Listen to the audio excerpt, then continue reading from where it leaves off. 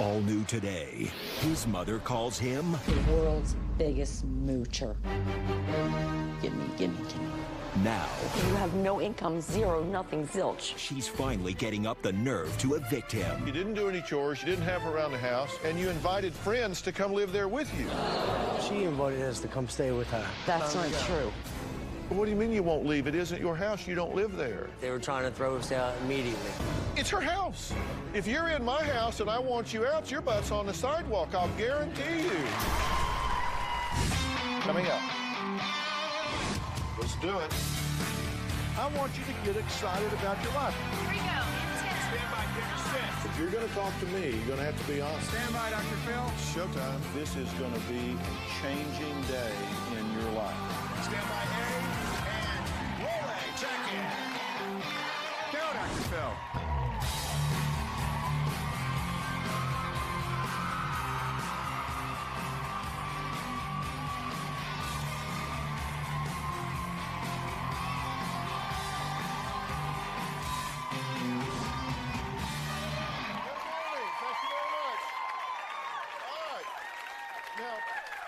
Today, we're talking about a different kind of moocher.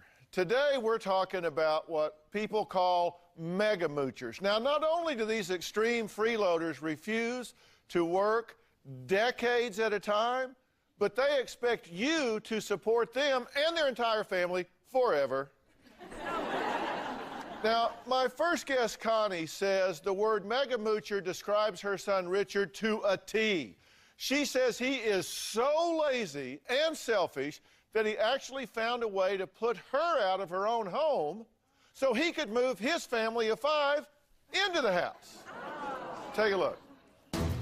My 33-year-old son, Richard, is the world's biggest moocher. Richard's pattern is to mooch off of friends, live on people's couches. Richard borrowed money he never paid back. He would take money out of my wallet. It's always gimme, gimme, gimme. Richard actually takes his girlfriend's food stamps and her child support and spends it all. That's not true at all. He needs to get a good swift kick in the butt and get out there and work like the rest of the world. There are 5 of us in our family. My girlfriend, Darlene, her 2 teenage children, and we have a 3-year-old son together.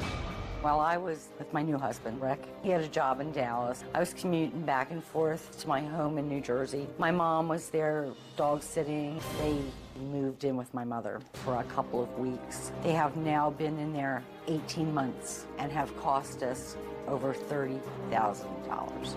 My grandmom was happy to have our company. They were just robbing my mother. I think he's hopeless. I have never met a person like this before. He hasn't paid anything, nothing.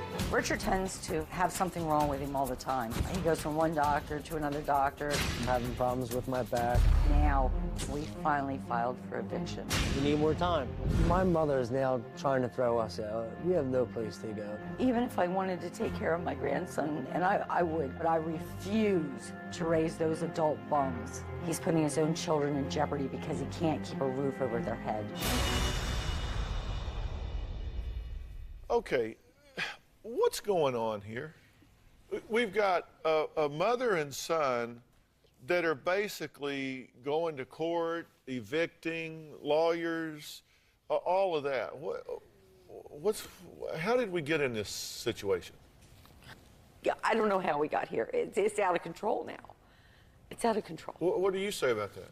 I think that she's blowing things a little out of proportion. She invited us to come stay with her. Okay, I had a house of my own. We were going to try to do the Chapter 13 and try to save our home. It was her suggestion to come home and stay with her at her home. And now all of a sudden it's time to go. That's not true. From the very beginning, I said you could not come to live with us. First of all, the city wouldn't allow it. And second of all, I couldn't afford to keep you. You have no income, zero, nothing, zilch. Okay, why are you here? Why did you come here today? She says that we're here mooching, and we're not. Okay, you're 33 years old? Yes. Okay. Are you pulling your own weight? No, I'm not right now. Have you ever pulled your own weight? Yes, I have. When? I've had my ups and downs in my past. Well, in 1990, you were 19. You were married to your first wife, and she had 3 jobs, and you had none. That's not true. Is that true or not? That is true. You either just blatantly lied to us or you're not telling it straight now. When you were 20, you returned to your mother's house, but you didn't pay, you didn't do any chores, you didn't help around the house, and you invited friends to come live there with you. That's not true. When you're 21, you were kicked out with a restraining order, and you broke into your van so you could sleep in the van. He was sleeping in the van. I don't recall that. Don't recall that. At 22, you returned. You threatened Connie and her second husband, and they had to get a second restraining order on you. I've got copies of these, so. Is that when you pulled the starter pistol on me? It wasn't a starter pistol. It was a tear gas gun. Okay. And that was proven in the court of law and by a ballistics expert, and it was all dropped. Okay, but is that wrong too? Is it wrong that there was another restraining order filed on you then a second time? Your own mother's having to file restraining orders on you? I don't recall these, to be honest with you. You don't recall these? I recall the one. I don't recall. Would you like to see them? Dr. Phil, I will take your word for it. Okay. I mean, it's just been a long time.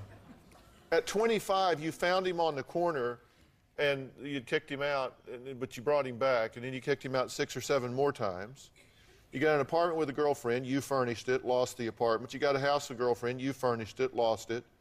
At 31, you moved in to your house while you were gone and basically ran your mother out. Right, essentially. And now at 33, you're in her house again, and you won't leave? She's had to go to court to get you out? What do you mean you won't leave? It isn't your house. You don't live there. Well, the way she's trying to go about doing this is just sudden and... Richard, this is going on 2 years. This is not going on 2 years. 2 years, You 18 told months. us, what, 2 months ago, 3 months ago, we're coming to clean out the house, and that's it. And that's fine. And we understood that you're moving on with your life. We understood that you're moving on to bigger and better Did things. you That's tell the great. police We're that happy she for was you. trespassing in her own house? But when they started moving my stuff, my child's toys, and just throwing them out to the trash, yeah, I went to the police. But whose house is it? It's my house, and we were cleaning out the basement. No, you Okay, weren't. No, you why weren't. would you tell the police that she's trespassing when it's her house? They were trying to throw us out immediately. And It's her house. I understand that. If you're in my house and I want you out, your butt's on the sidewalk, I'll guarantee you. If I come home and you're in my house and I want you gone, you're going to be gone. Did you tell the cops she was trespassing in her own house? Basically, yes. All right, we're going to take a break. Then I'm going to ask Richard why he blames his mother for the fact that he's broke and living in her house. We'll be right back. So,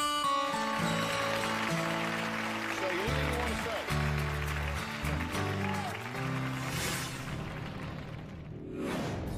She called us up and told us we had 15 days to get out. We shut off the gas and electric, and we shut off the telephone. And they're still camping on the floor. I just want her to understand what I'm going through and be there for me and my family.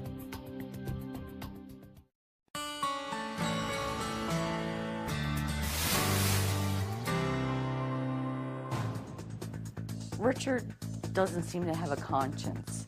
I think if he saw me bleeding in the street, he would step over me. My mother has never given me anything really substantial. You know, I'm not looking for a handout. I'm just looking for a mother. Well, today we're talking to what families say are mega moochers who take freeloading to a whole new level.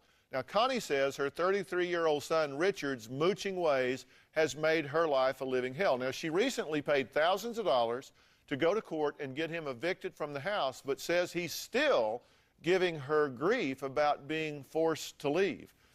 Listen, my interest here is in helping you get on your feet. But do you want to get on your feet? Yes, I do, 100%. Because you seem to have a sense of entitlement. I mean, That's a good word. That it's just like, okay, I'm entitled to be here. She's my mother. And therefore, in your words, she's mean if she's putting me out. Now, I don't feel entitled to anything. Okay, is she required to take care of you the rest of your life? Absolutely not. Okay, well, she wants it over now. and I want it over now too. I'm ready to move on with my life. Then why have you gone to court and resisted this? Why have you made her get a lawyer? Why have you made her bring proof that she in fact owns the house and that you're not a renting tenant, and therefore she has to go through all the eviction laws with notice and all of that sort of thing? Your mother has said, son, go away. Get out. And you said, I don't feel entitled, but I'm going to make her go through the court system to get me out. We needed time. We needed more time. They want to throw us out in 3 days with 3 kids. And how long have you been in that house? About 11 months. It's been 18. It's been 18 months. No.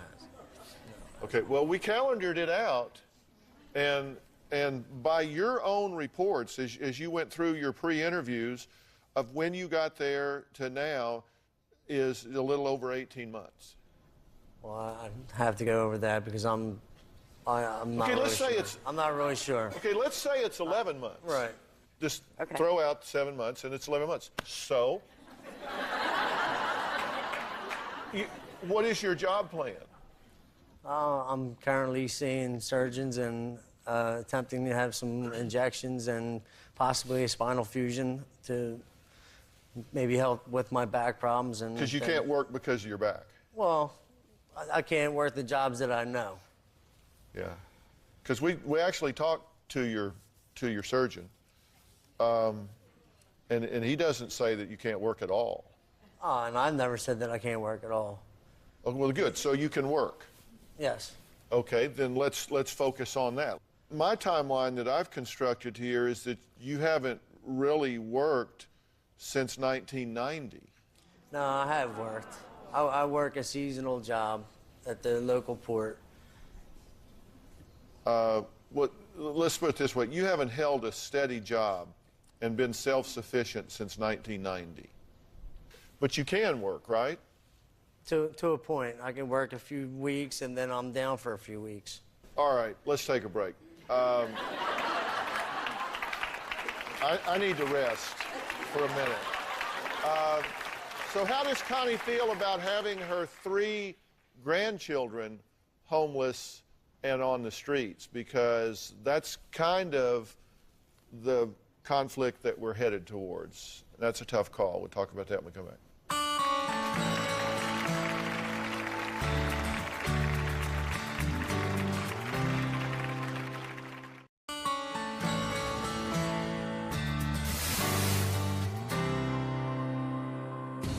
My biggest concern, there's 3 children, and they are about to be evicted.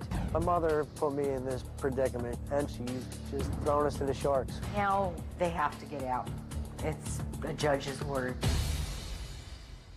Well, today's guests say they are sick and tired of a relative's never-ending mooching ways. Now, Connie says she is so disgusted by her son's excessive mooching that if it wasn't for his 3 children, her grandchildren, she would have written him off a long time ago.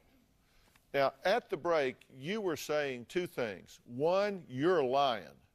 Mother, you're lying. And when she saw the grandkids in the video and got emotional, you said, yeah, we'll say goodbye. It's upsetting to me that, I mean, a lot of it's true. I'm not saying that none of it's true, but a lot of it's being blown out of proportion, and I wasn't expecting all this. Well, put it in perspective for us then. The parts that have been blown out of proportion, please clarify it, because we want a balanced story here. So frame it up. I've worked since I haven't been out of work since 1990. I've Okay. worked, you know, jobs, odd jobs here and there. I have worked. I worked a lot of seasonal jobs where I worked 9 months out of the year And he and was collected laid off. unemployment and, Right, and that's party all what the summer. job. That's what the job was about. It was a seasonal job. I had no car, and it was accessible to me. Okay, so you've worked odd jobs since 1990. I've worked down the port from '95 until 2001. Okay. So why you need to live at your mom's house then? I don't want to. Well, I didn't say you wanted to, but if you're self-sufficient and employed and doing well, why are you living at your mother's house? Let's just take your version of the story. Yes, I work quite frequently, actually, so therefore I'm not a moocher. So why is she having to get the court to get you out of her house? The only reason why the court was brought in was just so we can get enough time together to pack, to move, to find a place to go. Okay, have you had that time? Yes and no. How long has it been since the court got involved? When did you actually go and say, okay, that's it? When he called the police on us and had us evicted, When which was that beginning of August. Okay, so you've had since August, September, October, November. You have 1, 2, 3, 4 months to get packed. You got a lot of stuff? You said we needed time to get packed. I said, have you had enough? You said, well, more or less a place to live is basically what it boils down to. Okay. We got a phone call. We're coming in like 20 days. We're flying in. We're emptying out the house, and you got to go. And I said, Mother, before you come, we need more time. You can't just come in 20 days and empty the house out and throw us out on the street. And I said, you know. Okay, but you're going to, if she had done it then, it's really no different than the situation now, other than the fact that, because let me tell you something, if you were dragging me through court and making me get lawyers and stuff to get you out of the house, and then you were holding my grandchildren hostage as emotional extortion, where you're basically saying, okay, you do this to me, you can say goodbye to them, which I have heard you say on this stage in the last 3 minutes, we'd have a hard time getting along. I'd have a hard time. And let me tell you something. As difficult as that is, you cannot cave to that. And you've caved every time. But he's now telling you, you kick me out, you're kicking your grandchildren out. Your grandchildren are going to be homeless on the street. I mean, that's pretty much the story, right? That's why we're here today. Yeah, that's what I call emotional extortion. It's blackmail. It's emotional blackmail. You do what I want you to do, or I'm taking these kids and they're going to live on the street. They could get beaten, raped, kidnapped. Horrible things could happen to them. Killing me inside. That would never happen. Yeah. So what are you going to do about it? I've got to compartmentalize this, and I guess I have to let them all go, get them out of my house, and he's got to be a man. He's got to be responsible for his own life. I can't do it anymore. Do you think?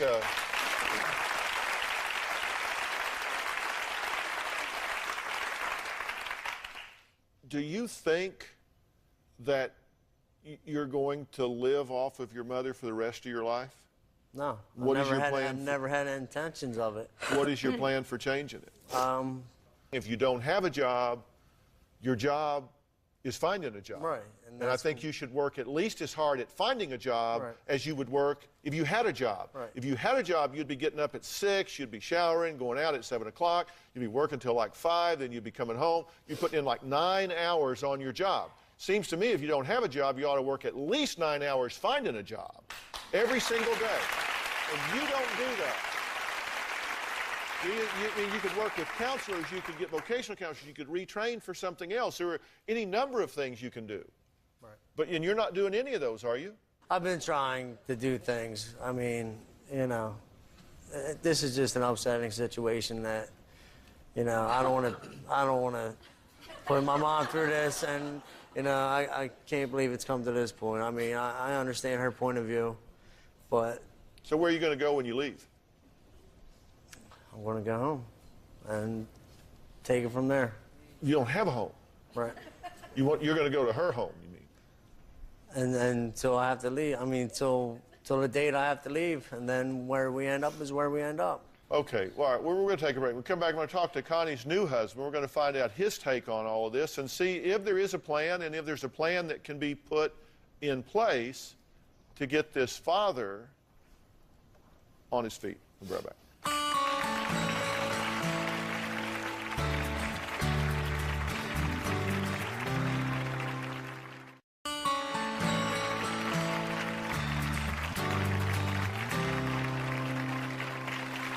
We're back with Connie and her son Richard, and I mean this has just devolved into a legal fight, lawyers' court, eviction notices, cops.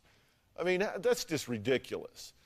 Connie thinks that once she gets her house back, that she may have to sell it because she says she spent a lot of money supporting her son and his family. Now, her new husband, Rick, has helped her pay expenses in the neighborhood of like $30,000.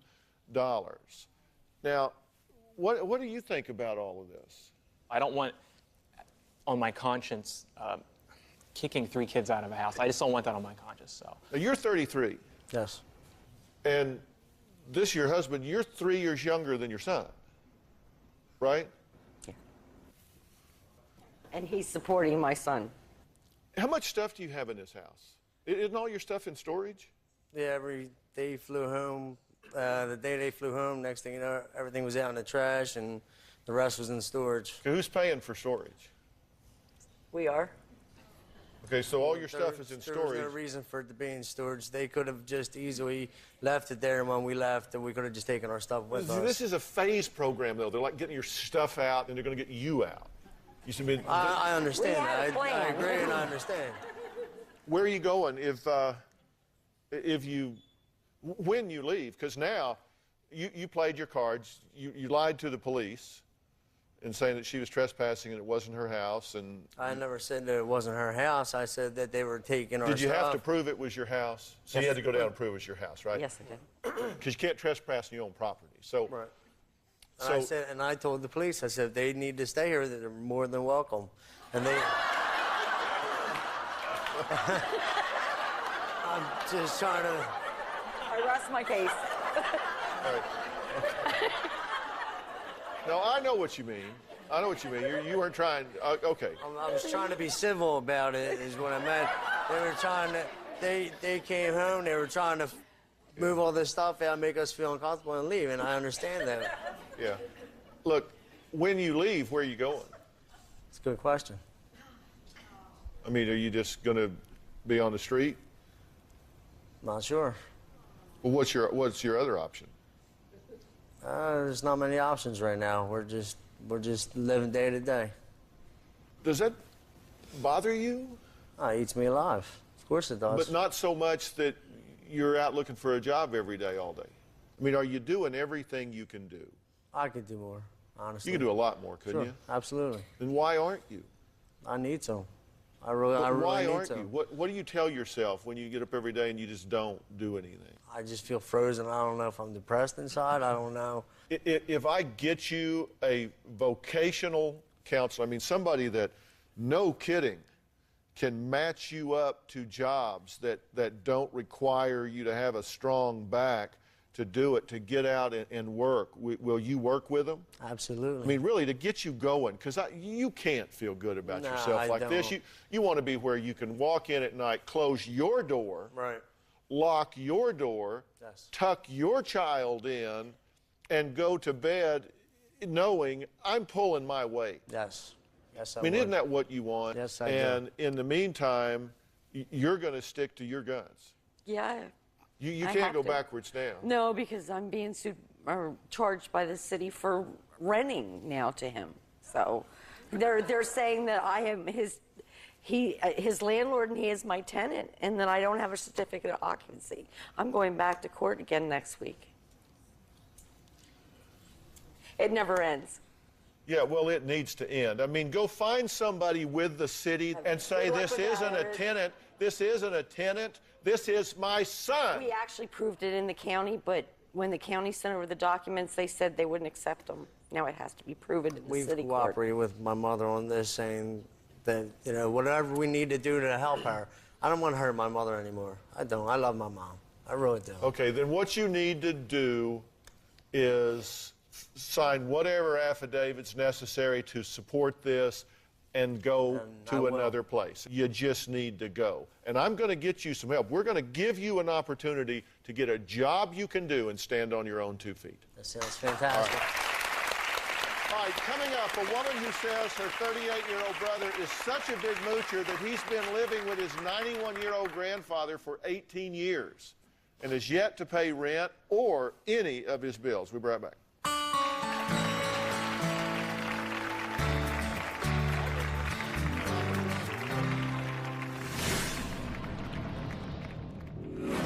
My My 38-year-old brother Jeff, he's been living off my 91-year-old grandpa in his basement for 18 years. He just took over the place. I haven't done it intentionally. I've only had to stay here during downtimes, but it seems like since 1990, it's all been downtime.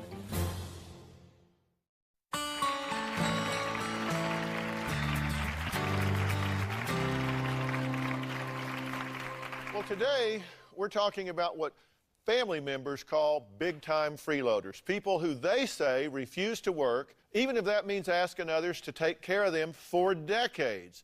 Now, Janelle says that for the last 18 years, her brother Jeff has been mooching off their 91-year-old grandfather, and it's just time to stop. But Jeff says he just doesn't understand why everybody is making such a big fuss. Do you think you'll be able to hold down a job so that you won't have to worry about other people helping you out? My 38-year-old brother Jeff is a mega moocher. He's been living off my 91-year-old grandpa in his basement for 18 years. He just took over the place. To be called the mega moocher does hurt because I haven't done it intentionally. I've only had to stay here during downtime. But it seems like since 1990, it's all been downtime. The amount of money that I have spent on Jeff over the years would be approximately $35,000. Grandpa said he could stay there until he got on his own. Weeks have turned into months, months have turned into years. Nothing's changing. Grandpa has told me. My brother approached him and said, "Is there any money left in your inheritance that I can have today?" In all the years that my brother has lived with my grandpa, he's only paid $50 one time for rent. This summer, I was given a slip from my sister that said, pay rent or leave. My sister Janelle has become involved in what I consider to be my business between my grandfather and myself. He's always full of excuses why he doesn't want to work. The way I perceive it is as long as I don't have a family to support, I don't have to work as hard. I was at a birthday party and I heard someone ask my brother, "What is it that you're doing nowadays?" And he said, "Well, I'm self-employed." And I about spit out my drink. I like to be independent, but it's been difficult to be your own boss. Last summer, I saw something on the side of the road. And when I got closer, I could see that it was my brother with an engine from a vehicle with a for sale sign on it. I was shocked. I just went, is this what he does all day long? It's been 2 years that he's been trying to sell that engine. The engine that I have and the rest of my truck parts I'm going to liquidate for the last time up at a swap meet. I think he's banking on the sale of this car engine. If I was able to sell everything, I should be around $2,000. So I'm doing it just for me, so I can move out of my grandfather's house. Jeff, if your engine doesn't sell, what are you going to do? Now that I have the van, if I have to, I can stay in it and keep selling my parts. I'm going to start talking to my youngest uncle to see if I can stay with him. My brother said, life could be worse. I could be an alcoholic or I could be a drug addict. What's the difference? You're mooching. Well, you just don't need much. Is that your position? It doesn't take much money if you live because you don't have a wife and kids to support and a bunch of bills to pay. It takes less, but that's not an excuse. But you're going to sell this engine. Amongst other things. On the side of the road? You're sitting on the side of the road to sell the engine? That's not the only place I've sold it. I go to shows. We haven't sold it at all, right? Because you only have one engine. No, I've got several. Oh, you've got several. Yeah. You put them together and then sell them? Matter of fact, at the last swap meet, I sold the one that was in pieces. Yeah. But selling it on the side of the road doesn't seem like a very good business plan. Well, it's not in a ditch. But you're like counting on somebody driving by and saying, you know, I love my car, I really do, if it just had an engine.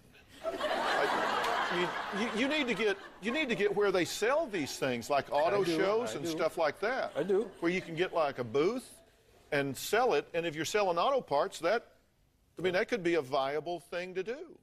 How much have you sold? Over the years? No, say in the last year. Several $100s. Are you taking advantage of your grandfather? I have. Are you now going to leave there and start taking advantage of your uncle? No. Because you said you were thinking about moving to your uncle. That was just one option. Him and I get along because he's into cars too. So he said, come down, we can find some work for you. Yeah. What business is this of yours? I guess that Good question, right? Great question. I see what he's done to my grandpa and my parents, and it breaks my heart. Well, why don't they step up and say, stop this? I mean, They've why tried. is this your job? Because I feel like I've been on the sidelines for years and years and years, and nothing has But maybe you changed. should be on the sidelines because he's not your kid. He's and not my kid. They can but tell him no, right? I see what my parents have tried to do, and I've seen what Grandpa Rex tries to do. And sometimes when they approach him and confront him about possibly working or trying to find a job, he gets irritated, he gets angry, and they're afraid of what he might do when his temper flares, so they back off. Are you violent? I have been. Yeah. And so if you leave your But the violence has been towards my parents, not my grandfather. It doesn't matter. He's afraid too because he's seen the violence towards my parents. Are you intimidating your grandfather? I mean, is he afraid of you? Because he said you just came in and just kind of took over. I haven't tried to intimidate him or bully him, no. But you have your parents. Yeah. Why? Not recently. When I was living with them, when I was a teenager, I would have gotten into arguments with my father. But I mean, I wasn't trying to strong arm him or anything. Yeah. And so if you leave your grandfather's, you said you might live in that van. If I had to. Where'd you get the van? I got it from a gal that I did some work for. Yeah. Do you own it? Yeah. Have you paid her for it? I haven't paid it off. I've given some money. Well, she says, go ahead and take it. I understand your situation, and I've known her for some time now. And she says, go ahead and take it, and when you can, pay me off. So I told her I said I appreciated that. Okay. Well, next, I've got a couple of questions for Jeff, and we'll talk about that when we come back.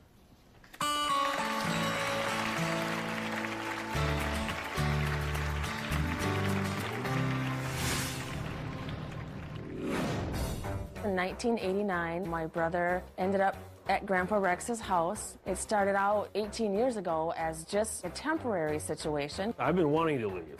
I just haven't been able to. Jeff seems to have no problem depending on other people for his entire existence.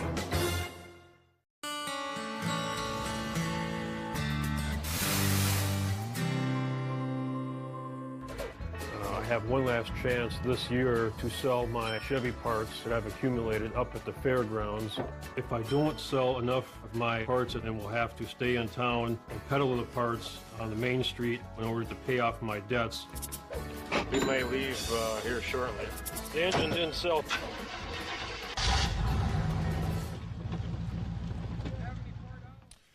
Well, that was Jeff at a swap meet trying to sell his engine. He did make $205 selling other car parts, but was unsuccessful selling the engine that he's been trying to sell for a couple of years. Now, today we're talking about family members that are described by their family as moochers. They refuse to get a job. They expect to be taken care of by others. Now, Janelle says she's fed up with her 38-year-old brother expecting their 91-year-old grandfather to support him for the rest of his life.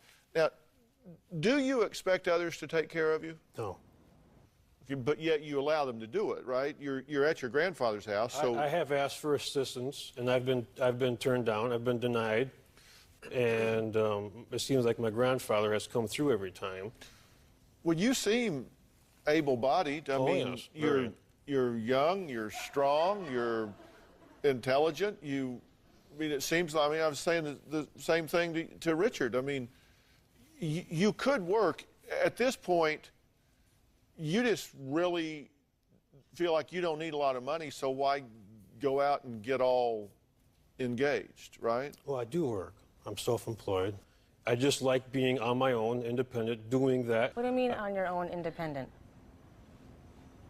I don't have a boss. I'm not getting up, like you say. Maybe you need a boss. Maybe you need to start with a boss. Start at the bottom and work your way to the top. Because this is what Janelle says, that your typical day, that you'll wake up as late as 5 o'clock in the afternoon. You'll ride your bike over to your parents' house and have breakfast at like 5:30. Yeah, it's not every day. No, but I know, one not time- every day. One time I called and That Mom you- said he's here eating breakfast, and I just looked at my watch. That you kind of hang out and watch cartoons. But see, here's the thing. This is the thing that I think you're not getting. I think that is absolutely okay if that's what you want to do. I mean, if wanting to be self-employed and, making $10,000 a year or something like that, if that's what you want to do, That's okay with me too. As long as you're not bleeding other people dry to supplement that. That's the thing. Because I've had friends that just, they just don't need much. As long as they got a T-shirt and a pair of tennis shoes and a fairly warm and dry place, I believe they're as happy as I've ever been. I mean, just some people are just that way. They're just not very into the rat race. And that's fine as long as you're not bleeding other people to do it. And if that's what you want to do, which seems to me to be way underachieving for your capabilities, but that's not my judgment. If that's what you want to do, no problem. As long as your parents and your sister, or your grandparents, your uncle, whoever, are not having to take money that they work hard for and give you so you can be bohemian. Do you see what I'm saying? I get that. So if that's the problem, why don't you pay your grandfather rent or go live in your van down by the river or get a place, out in the country or something where it's within your means and you're comfortable and you like it, and then you don't have anybody, you say you don't like to answer to a boss, then don't answer to your family either. Just don't ask anything of them financially and do what you want to do. Because like you say, you got no kids, you got no wife, as long as you're happy, what difference does it make? As long as you're not taken from other people. Okay. I mean, you see what I'm saying? Right. And then you can do whatever you want to do. Grandpa needs his house back. He's 91. He's got a tender heart, and his exact words to me were, "What is a tender-hearted grandpa to do?" And he just hung his head. And I just wanted to cry. He doesn't get the concept of tough love. But see, that's what I feel like my role has been. But take Grandpa out of the mix. You can do that. I mean, you can do that. You can just take him out of the mix and just say, he's right. The guy's 91. He's tired. Let's give him. I'm not going to engage him. You would be comfortable if he would say that, right? Yeah. Will you do that? Will you take Grandpa out of the mix? I will. But will he come back? Well, I want this cycle. I want him to get the help that he needs so the cycle can stop and he can be on his own and But he doesn't want any help. He doesn't need it. He's happy with you're happy with your life, right? Yes. That's fine. Then all you got to do is just take, the thing to do is put up the wall so he stops taking from the family. And then if that's what he wants to do, you've got to accept that, sis. But it's almost like he's cut off from the family. Then he's doing his own thing. He's off and whatever. He doesn't think we approve of his lifestyle. He doesn't want to come around and be part of the family. You don't. I want us to be a family unit. I want to be unified. I want him to get the help that he needs so that he doesn't cycle, back to Grandpa's. I don't have enough. It's just gone back and forth and back and forth and back and forth for years. We'll be right back. See, you don't control him. You're not his mother. Today we've been talking about family members who are described by their family as being moochers. And you're saying you have a whole list of things that you want fixed about your brother, but the problem is he's not your kid, he's not your husband, and you don't have any control over him. And you want him to want things he doesn't want. Exactly. You want him to want to be involved with the family but not take from them. You want him to want to be more industrious and make more out of himself. Only if he wants to. And all of that. But frankly, you're pretty happy with your lifestyle, right? Yes. And I bet your blood pressure's about 80/60. Yeah, I don't easily get worked up. No. Pulse rate about 40. Yeah. You kind of standing around. Got your foot up on your engine. As long as he's not taking but money let's do from my this in dad, steps. The but idea he's still is, asking for money. It's Yeah. not done. He still asked my parents for money this last week. Okay, It's got to stop. But look, you got to talk to your parents. You got to tell them to say no, sorry, no. I should have had them on the show. Yeah. Yeah, and I understand Grandpa not being here because he's 91. We don't drag him to California, make him stand up here, you know, all of that. But you've agreed that you shouldn't be doing that with your grandfather, right? And so you get that. Oh, yeah. So, I mean, let's see what happens. Will you keep me posted? I'll keep you posted. And if you want to do something different, you tell me. You tell me, not you tell me that you want him to. You tell me, and we'll talk about that. All right? You keep me posted. I want to hear from you within a month. Okay. Okay? All right. Promise? That sounds great. All right. For more advice on how to get your adult child living on their own, if you're not, or your brother, for that matter, go to drphil.com. We'll have some points there that are very action-oriented. Thanks for being here.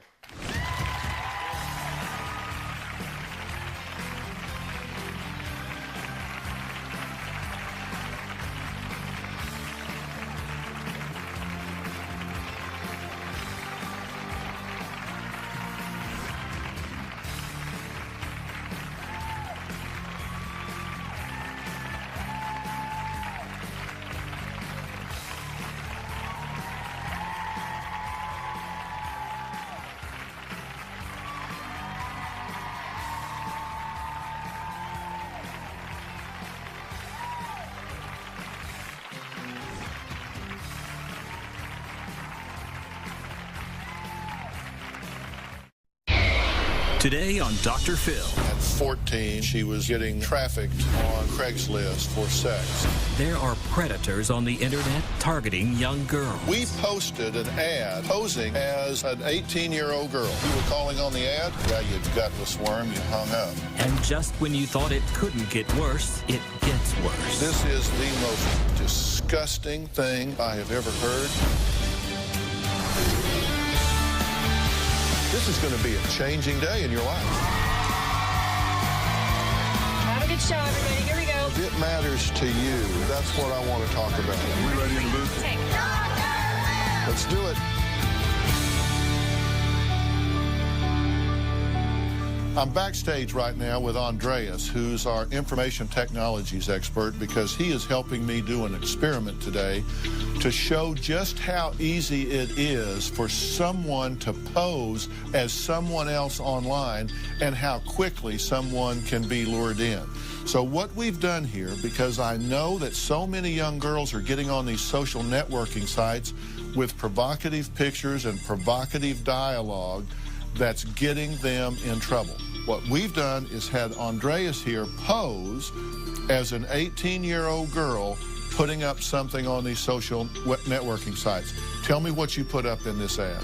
So we put up an ad and it basically says, fresh-faced young girl looking for fun, that I'm 18 years old, I'm new to the area, I'm looking to party, I'm down for anything. And then it lists our phone number. Okay, now the phone is ringing right now because of just this ad, right? This is a phone that you bought. It's a prepaid phone. The only place anybody can get this number is from this ad, right? That's correct. And you can hear it just ringing crazy right now. Now, the picture here just shows legs, doesn't even show a face. In the first hour, what did we have? We had 39 text messages, over 27 phone calls, and 5 emails. In the first hour? In the first hour alone. Okay, so, and the people have no idea that they're talking to a 20-something guy. And we have no idea who these calls are coming from. That's correct. All right, so they're leaving text messages. What are they saying? Can I see some of the responses? Okay, hey, let's hook up. How much? I mean, they're assuming that this is for hire. And let's see, this one really disturbs me. Wanted to see if you wanted to hang out with me and my fiance tonight. We can travel. I have a bunch of pictures I can send you. Now, I'll tell you why that one bothers me so much. That's a pimp. That's somebody trying to lure this girl. And the reason I say that is because they're mentioning fiance, which is probably one of his other girls. So we're going to track this during the hour. Yeah, we just reposted the ad so we could you get... put up a new ad? Right, just a few minutes ago, just to see how many responses we could get during this hour. All right, so I can check back with you. Apparently it's working. Absolutely. Because that phone is just lighting up and ringing nonstop. Hello? Hello? Yes, you were calling on the ad? Hello? Yeah, you gutless worm, you hung up. Now, here's the thing, guys. We don't know who's responding to these ads, but we know what they want. And this isn't just something that happens in theory. You're getting ready to meet a girl by the name of Rosabella. She's 18, and talk about a cautionary tale. She was only 14 when she was sold online for sex. It started with just what you're seeing right here. Maybe your daughters play around with this. Maybe they put provocative things out there just wanting to have fun. But it can get ugly in a hurry. This is one you need to see. When I was 13, I was introduced into prostitution. While walking the street, I met a female. She introduced me to a website called Craigslist to post ads and get calls. From the internet, I would have a greeting stating, I'm looking for a generous man who is looking to have a good time. It would list my prices and the services that I provided. On a typical day, I might get 30 calls a day. On Craigslist, I would probably see 6 to 15 guys a day. Having sex with that many men in one day is very degrading. When meeting gentlemen off of Craigslist, it was more nerve-wracking because you didn't know if they were the police. As if you meet them on the streets, you can have them touch you and you know that they're not the police. I got a call from a guy on Craigslist. When I went on this date, I went alone and he ended up raping me. After the man had raped me, he had tried to give me extra money so that I wouldn't go to the police or tell anybody about it. I decided that I needed to change my life. I got out of prostitution to be able to start a family and do the things that I thought I never could. I had to learn to love myself from within instead of trying to find love from every other guy. Rosabella, first, thank you for being here. I can't tell you how important this can be to so many young girls that are out there. You have seen the dark side of this internet activity. Now, let me kind of go through this. You were doing drugs and partying, right? Yes. Just in your community. It was just bad choices that you were making, and you don't disagree with that now, right? No. Okay, how old were you when you lost your virginity? I was 12. Now, at 13, you met 2 guys and went to party with them, and there were a bunch of girls there, right? There was 2 girls. And how were they dressed? What stuck out about them? They had their nails done, and they had really nice clothes on, name brands. And they were getting those clothes and that from the money from having sex? Yes. So what did you think at that point? I mean, you thought, what, you're already having sex, so what? Well, I was already promiscuous because I was trying to find love. I was looking everywhere for the love from a man. And so I figured I can get paid for it and have sex. That's easy. So you did it for a couple of days, right? Mm-hmm. You say, how many times had you had sex in those 2 days? Probably like 15 times. 15 times. Tell me what happened on Valentine's Day. It was 2 weeks after I had been with them. They asked me if I wanted to go and walk the streets for the money. And I said no. We got in a little bit of an argument. I turned around, I started doing my makeup, and next thing I knew, he had shot me. He shot you. Then at 14, you met a woman that was pregnant. Yes. Tell me about that. I met her, and she told me that she had 2 cars and an apartment, and, you know, she kind of tried to bond with me like friends. And then she had me working for her. And this was through Craigslist, right? She had me working on Craigslist mostly. Okay, and you said that it was $250 for an hour, $180 for 30 minutes, $100 for a quickie, and you were making how much a day? Over $1,000. And how much of that did you keep? None. Where did the money go? I had to give it all to my pimp. And what was your motivation? If all the money's going to her... She kept me on drugs, so I was on ecstasy and cocaine, and I was drunk all the time, and she would take me shopping, get my nails done, and feed me, and let me live at her house. kind of like a mother, Yeah. except that Yeah. she was exploiting you horribly. You got out of this in December of last year. Why did you do it? How did you do it? Well, I did it because I wanted to have my family back. I was about to be 18. It was holidays. I had a miscarriage early December, and I knew that I couldn't continue on with what I was doing. I didn't want to use drugs, so it was depressing to try to sell yourself and not be on drugs. What did your ad say when it was on Craigslist? It would say, "Hi, my name is such and such," an alias. Put in a name. And it would say, "I'm looking to have a good time. I'm new in town. If you're looking to have a good time, call me," with my number. And it would state prices for the time and the services that I would do. We've put up a fake ad like this now to see what happens. And we're getting like 50 contacts in the first hour. That doesn't surprise you at all, does it? No. And those are real contacts that if you returned that call, that's what was happening when you were in it before you got out. So tell me about your life now. March, I started back at community college, and I graduated with my GED. I'm 8 months pregnant, a little bit over. And I live on my own apartment. I work, and that's my life now. But it's a job. It's a real, legitimate job. Yes. And where is the father of this baby? He lives with his cousin, but we're still working on everything together. So he's in the picture? Yes. Are you glad to be out of this? Yes. How does it feel to know that you have your own place, a baby on the way, and a real job? It may not be the job you want the rest of your life, but it's a job. Yeah. It feels amazing. I never thought that I could even go back and try to finish school. I thought I'd missed so much that I couldn't even go back. Well, we have a mom here who's been listening to Rosabella's story. She has every reason to be concerned. You're going to find out why when we come back.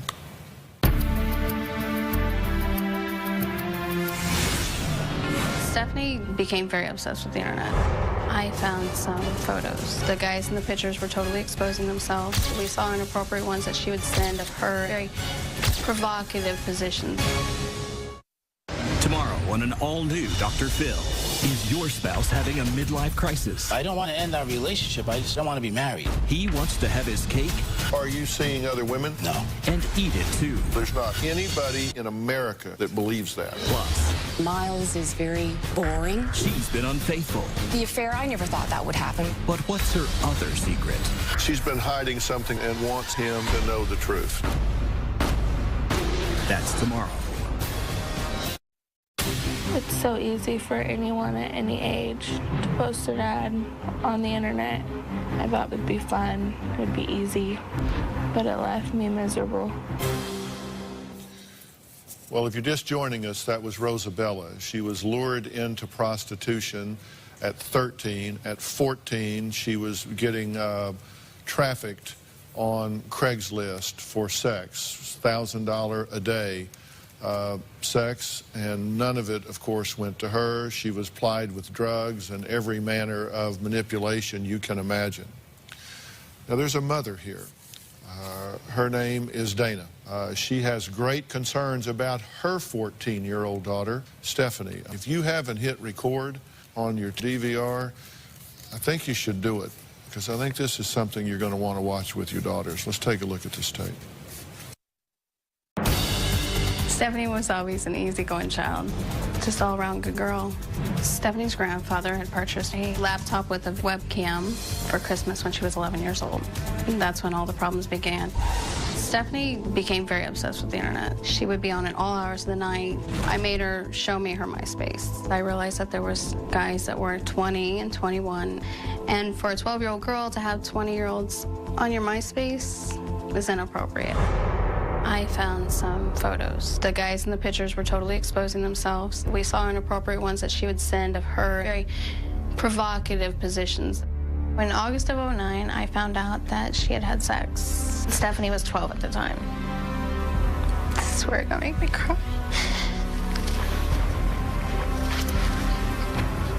The The guy was 19. I think my daughter's had sex with you guys. I don't know half the stuff Stephanie's done online, but it scares me. No matter what I do, there's no way to keep her away from the internet.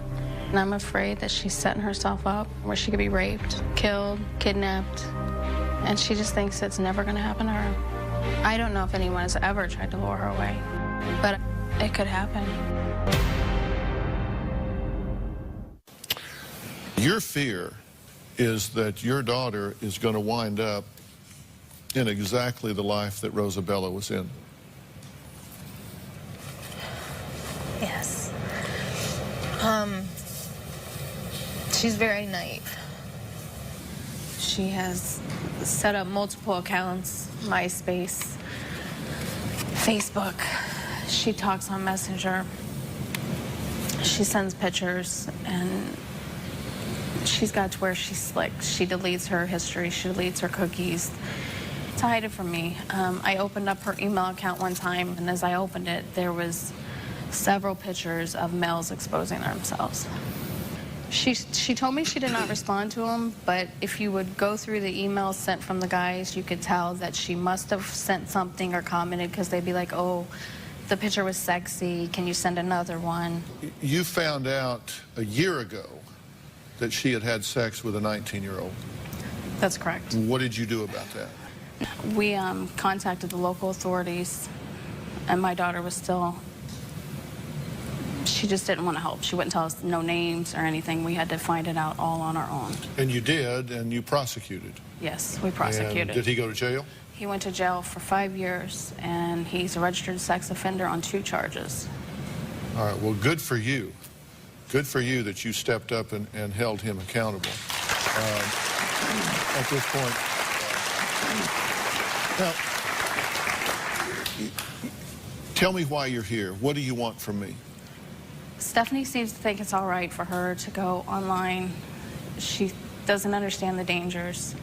I've tried everything I can to explain to her that she could place herself in a situation where she could be kidnapped or killed. Let me ask you, you want help with this, right? Yes. So what are you willing to do to keep her from winding up in the life that Rosabella was living? I'm willing to do anything. I've taken her internet away. I've taken her laptop, her iPod, her DSI system. I keep her at home all the time so I can keep supervision over her. If she wants to go somewhere, I have to go with her. All right. What should she be willing to do to keep her out of your lifestyle? I mean, how dark is where this girl is headed if she goes where you are? It sounds just like how I started. So it's hard and it's scary to hear about that from another girl. However, my mom tried the same things you did, took away computer privileges, took away phone privileges, didn't even have a house phone, didn't, would deadbolt me in the house when she was gone. But it didn't work. I would crawl out windows. I would do anything to get away and keep running away. I really had to see the truth firsthand and what it was before I could even stop. Well, that's why we wanted you here today, so somebody doesn't have to see that. They can see it through the suffering that you've been through. Now, Robin Sachs is here. She is a former sex crimes prosecutor with the Los Angeles District Attorney's Office who's been researching sex trafficking. Robin, this is a serious situation, true? Oh, this is a hugely serious situation and hugely rampant situation. What's going on in trying to stop this and prosecute these people? I assume it is so prolific and so anonymous over the internet that it's like stomping ants. You can't really get there. Well, there is the supply and demand issue where there's a huge amount of demand and therefore a huge amount of supply, and as the supply continues, the demand continues. What happens is that these young girls are getting prosecuted for prostitution, and while children don't have the ability to vote and rent hotels and really can't even be prostitutes, they can be prostituted. They cannot actually be prostitutes, but what they're risking is jeopardizing their criminal livelihood and going to potentially be in jail themselves. So we're basically prosecuting the victims but not the networkers, not the pimps, not the websites. We're prosecuting the victims that are being exploited and sexually trafficked. Absolutely. For a cop, it's so much easier to go after the prostitute. It's easy. They're right there. They can go. They can write them up. They can lock them up. Okay, here's what I want people to understand. Mothers are sitting at home right now saying, my daughter doesn't want to be a prostitute. She wouldn't go do this. I think what I want people to understand is these young girls aren't intending to do that. What they're doing is wanting to behave really grown up, really big, really get out there and be the center of attention from all of these boys. What they don't know is that some of those boys turn out to be pimps who ply them with drugs and threaten them and start forcing them into prostitution. True? Absolutely. A predator is a skilled individual who knows how to find the weak people. They know how to find the people who are vulnerable. They know how to find the people on drugs. And they know what tools and what gifts and what drugs to give to maintain their hold. And they are persistent. And there's enough people that they can go on to the next person if you're not interested. And that was exactly your experience, true? Yes. Drugs and money and clothes and promises. And then when you wanted to leave, you wound up getting shot. Yes. That's the reality we're talking about here, Mom.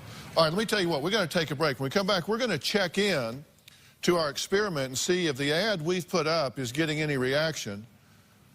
And then Dana's daughter, Stephanie, is here. We're going to see if any of this is getting through to her. We're going to talk to her, because this is one young girl we don't want to fall through the cracks. We'll be right back.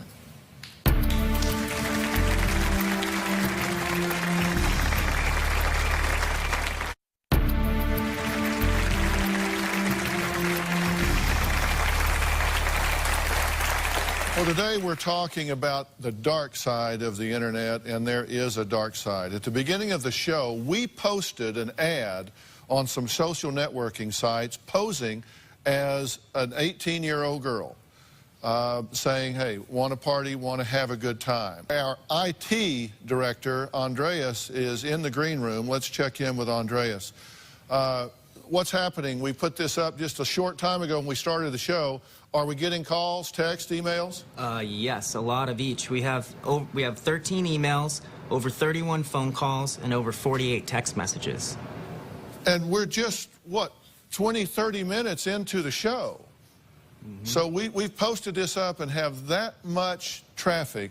So that's how much they're out there. That's how many predators are out there. Andreas, thank you.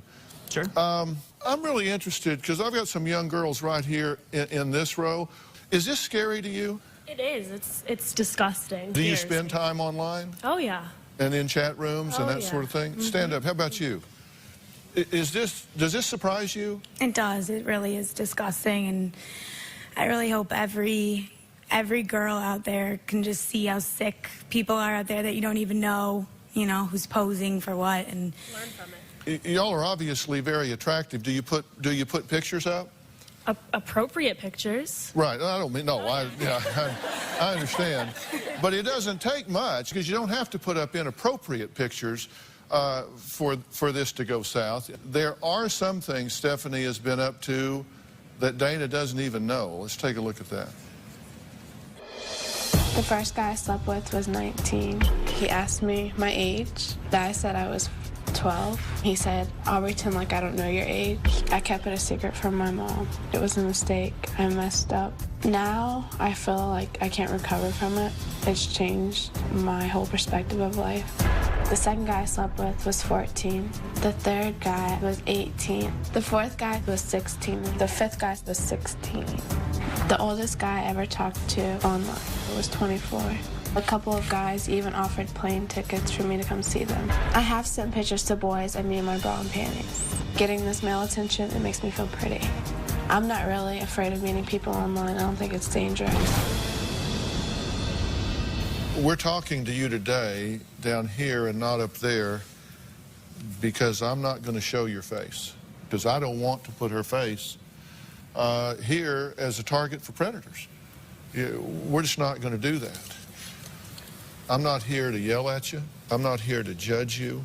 But you can't tell me that you want to demean yourself and allow yourself to be used in the way that Rosabella was used and in the way that we're talking about? Tell me that's not true. You don't want to do that, do you? I don't.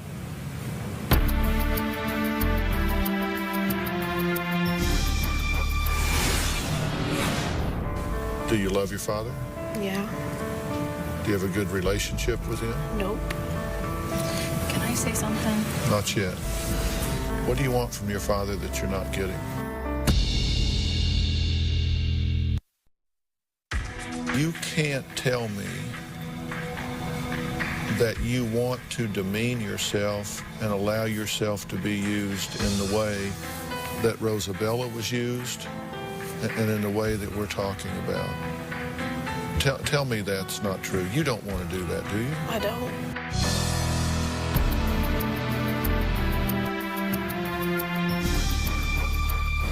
You told us there were 5 different people.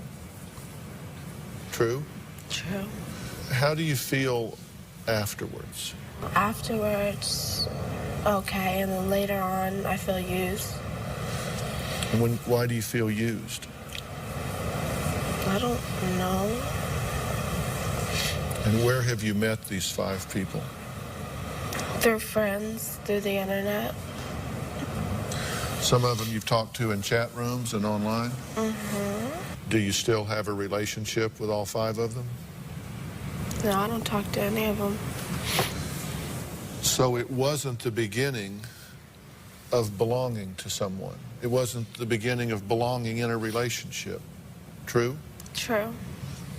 Where's your father in all this? Home? I don't know. Like, what do you mean? Do you talk to him about this? No. Does he talk to you about it? No. Do you love your father? Yeah. Does he love you? Yes. Do you have a good relationship with him? Nope. Can I say something? Not yet. What do you want from your father that you're not getting? Everything. Love, attention. You miss that from him? Yes. What do you want to say? When she was 12, she got raped. And after she got raped, her father called her names. And after that, she didn't even go over there for a whole year. He didn't even try. He just belittled her until I finally put my foot down and told him, listen, she's seeking attention from the wrong guys. You need to be a part of her life. I don't care if you want to be a part or not, you're going to. And I made him start taking her every other weekend like he was supposed to. Stephanie, I want you to look at me. Do you think that I want to help you? I do. This is not your fault. You didn't, look at me. You didn't do anything wrong here. I know you think you're grown up, but right now you're still very much a child. I don't say that to be condescending to you. I'm not saying that to put you down. But when you are a victim of rape, it changes how you think about yourself. It changes how you see yourself. It causes you to feel like you're damaged in some way. It causes you to think that that's all you have to offer. But that, look at me, that's not true. You are a young, vibrant, intelligent young woman. And you have to be your own best friend here. Now, I'm sorry that your father is having a difficult time with this, and I will do everything within my power to help heal that broken bond. I truly will. You don't deserve his disdain. You don't deserve his rejection. You don't deserve his judgment. And you deserve better from yourself as well. But you're not going to fix this problem because it feels good at the time. While you're with some guy, they say nice things to you, don't they? You feel loved at the time. But in the moment, it feels like you are wanted and desired and accepted. But let me tell you, The kind of person that has sex with a 14-year-old girl is a sick, worthless, no-good pervert. That's not who you want to be loved by. It's not who you want to spend time with. Those are sick people. There is someone in this world that is going to love you and respect you and lift you up. There is someone in this world to share your life with, but you're not ready to find that person yet. I had you sit here and hear about Rosabella. They forced her to have sex 15 times a day. They plied her with drugs. They shot her. They wouldn't let her go back to her mother. That doesn't have to happen to you. You've been hurt inside, and you're trying to fix it by these connections, and that's not what we want to do here. Do you hear what I'm saying? You have a wound inside, and you need help to heal that. And I'm going to get you that help, okay? Will you take that help? And you don't want to lie to your mother. Let me tell you, look this woman in the eye. Do you see judgment from her, or do you see love in her eyes? Love. She is hurting for you. If she could trade places with you, she would. But she can't do that, but she reached out instead. She reached out here. She reached out to all of us here to try and help you. And let me tell you, I'm stepping up and answering that call. Do you hear me? It's you and me, girl. We're gonna fight this together. All of us here, we're gonna do this. Will you let me help you? Yes. And I'm talking to everybody in this audience right now. If you think this child is a victim and not a bad person, if you think she deserves better, if you think she's hurt long enough, stand up for her right now.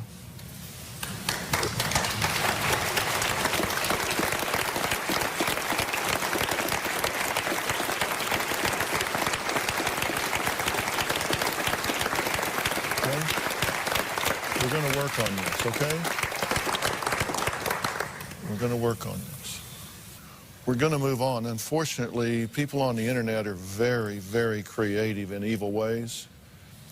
And one family is being tormented by total strangers online. We're going to talk about that when we come back.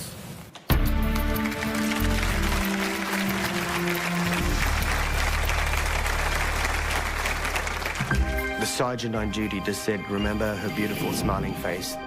Within days, accident scene photos showed up online. The most horrific were of Nikki's newly decapitated head. Every time I look at a computer, I fear that I'm going to see the photographs of my daughter. Why would anybody want to share such horrific, graphic pictures? Tomorrow on an all-new Dr. Phil. I don't want to end our relationship. I just don't want to be married. Is your spouse having a midlife crisis? Are you seeing other women? No. There's not anybody in America that believes that. That's tomorrow. It's a twisted case of alleged revenge on Long Island. A mother is accused of posting a sexually suggestive ad on Craigslist, urging older men to call a 9-year-old girl who had a fight with her daughter. Clinical social worker Marjorie Tannenbaum of Hauppauge allegedly giving sex-seeking men a 9-year-old child's phone number through a Craigslist ad. Topping our news this hour, the man who solicited the rape of a Natrona County woman through an ad on Craigslist was sentenced in district court just moments ago. The judge sentenced Stipe to 60 years to life in prison. The West Hartford man facing serious charges tonight. The man who lives in this house is accused of posting a bogus sex ad on Craigslist, advertising a sexual encounter at a neighbor's house. The 41-year-old is now facing a slew of charges from harassment, reckless endangerment, and criminal liability for sexual assault. We're talking about the internet. It's wonderful and it's terrible at the same time. There's something called trolling. Anonymous users bombard victims with offensive photos, messages, or abuse. Now, Christos and Leslie experienced trolling at its absolute worst.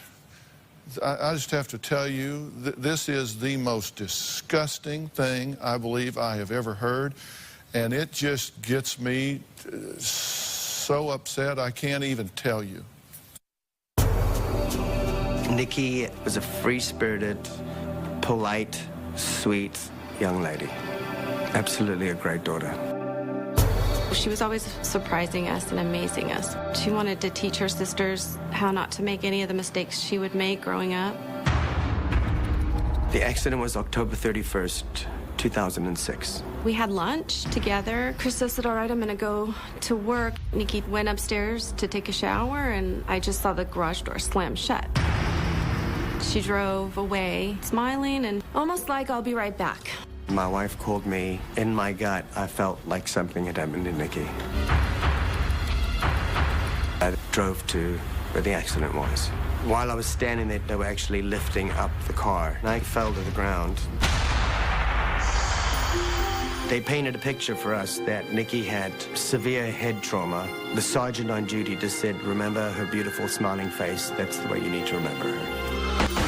Within days, accident scene photos showed up online. The most horrific were of Nikki's nearly decapitated head. The pictures got out when at least one California Highway Patrol dispatcher emailed them to friends. From there, they spread like wildfire. Somebody had put up a MySpace page saying that they were Nikki. Everybody in our family received these photographs through MySpace. Very close-up colored shots. They were really intense and graphic.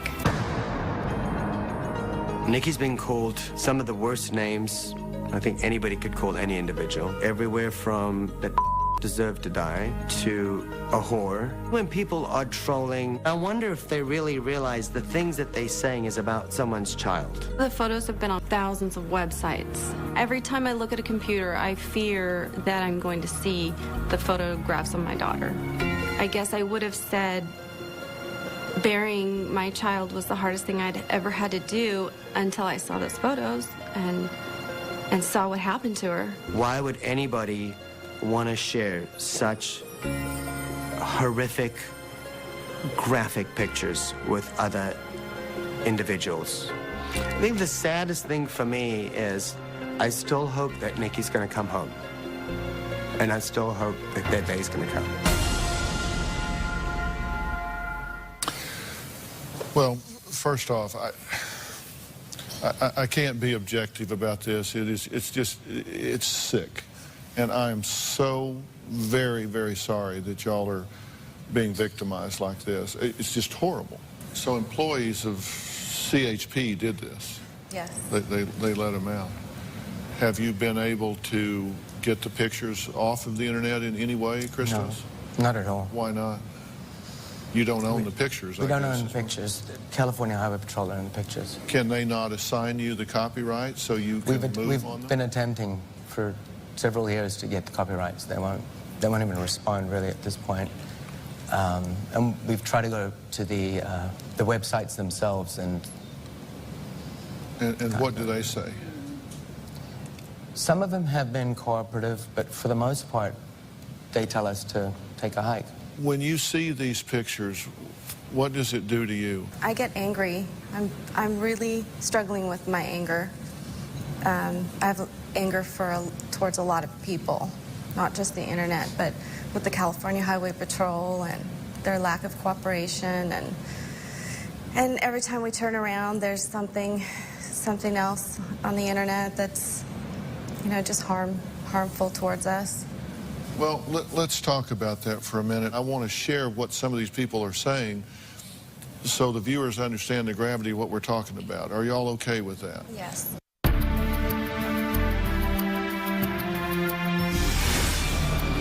One is, ooh, I'm here, Daddy. I'm a dead whore. I'm a stupid bitch. These are sick people that have no capacity for empathy.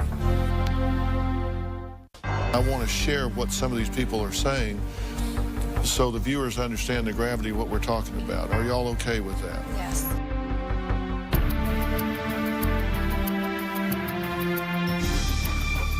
Before I put it up, we made a list of some of those things, And I understand that you've been through this list and you're okay with it being posted here, right, so people understand what's going on. Because I don't want anything new here. I don't want to add to your suffering in any way. Right. All right, then let's have the graphics so you get the nature of what's going on. One is, ooh, I'm here, Daddy. Then you can just read them. I'm a dead whore. I'm a stupid bitch. I was so happy I raped her corpse over and over. I'll let you read the rest of them. I just don't want even it coming out of my mouth. I can tell you from a psychological perspective, these are sick people that have no capacity for empathy. Keith Bremer is Christos and Leslie's attorney, and he's been fighting an uphill battle to have these photos taken off the web. Keith, it's almost impossible, is it not? So we have experts that we work with that assist us in trying to identify who these people are that are posting these. Sometimes we have success in finding out who they are, and then we can write them letters and identify that if they don't remove it, that, you know, we'll go after them civilly for what they're doing. And sometimes we have success. A lot of times we can't identify who's actually doing that posting, and there's not much we can do. So then we have to go to the portal and ask the portal to remove that. And I assume that a lot of these people they're basically judgment-proof anyway. That's absolutely right. Yeah. Danielle is one of Christos and Leslie's daughters. She says that it scares her that the pictures are out there. Well, what is your reaction to this? I'm sorry that you're having to deal with it. Thank you. It's, you know, it's hard for me to just like look at anything. It's like,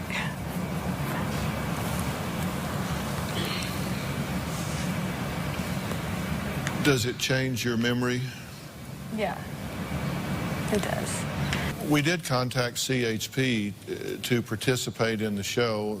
They declined and sent us a statement, which we'll post up on drphil.com. I hope and pray that this doesn't overshadow your memories of your daughter. Just look at her. This was one of the most delightful, vibrant young women you could ever want to know. I mean, I'm sorry for your loss and for what you're going through since then. If you're involved in this, even peripherally, even just sharing it like gossip, where you just say, wow, and send it on, you don't want to do that. You don't want to be in this chain. Because when we think about this wonderful girl, let's think about what we're seeing right there. Let's not think about anything else. We'll be right back.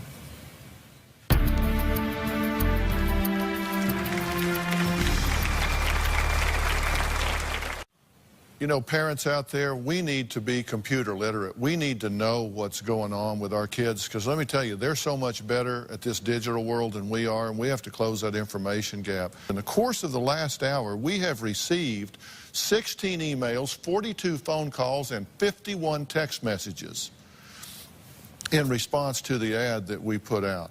So if you think that these predators are not out there spring-loaded to victimize young children, to victimize innocent families, they are, and that means we need to protect ourselves. There's going to be a whole lot more about this on drphil.com on how to do the internet safety and keep people around. Thank you so much, Robin Sachs, for telling us your wisdom about this.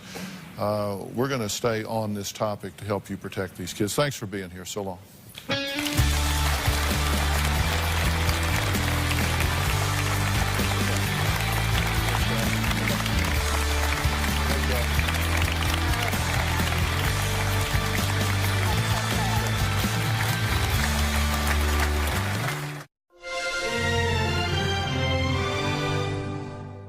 Today on an all-new Dr. Phil, a reality show Why is this show getting so much criticism? where brides-to-be I don't think that it's strange for women to compete for plastic surgery. get altered for the altar. Women scrambling for syringes so they can get shot up. That's unsettling at many different levels. Plus, she wants her boyfriend to get surgery. Are you willing to do it? This is going to be a changing day in your life. Good show, everybody. Here we go. It matters to you. That's what I want to talk about. Are we ready in the booth? Let's do it.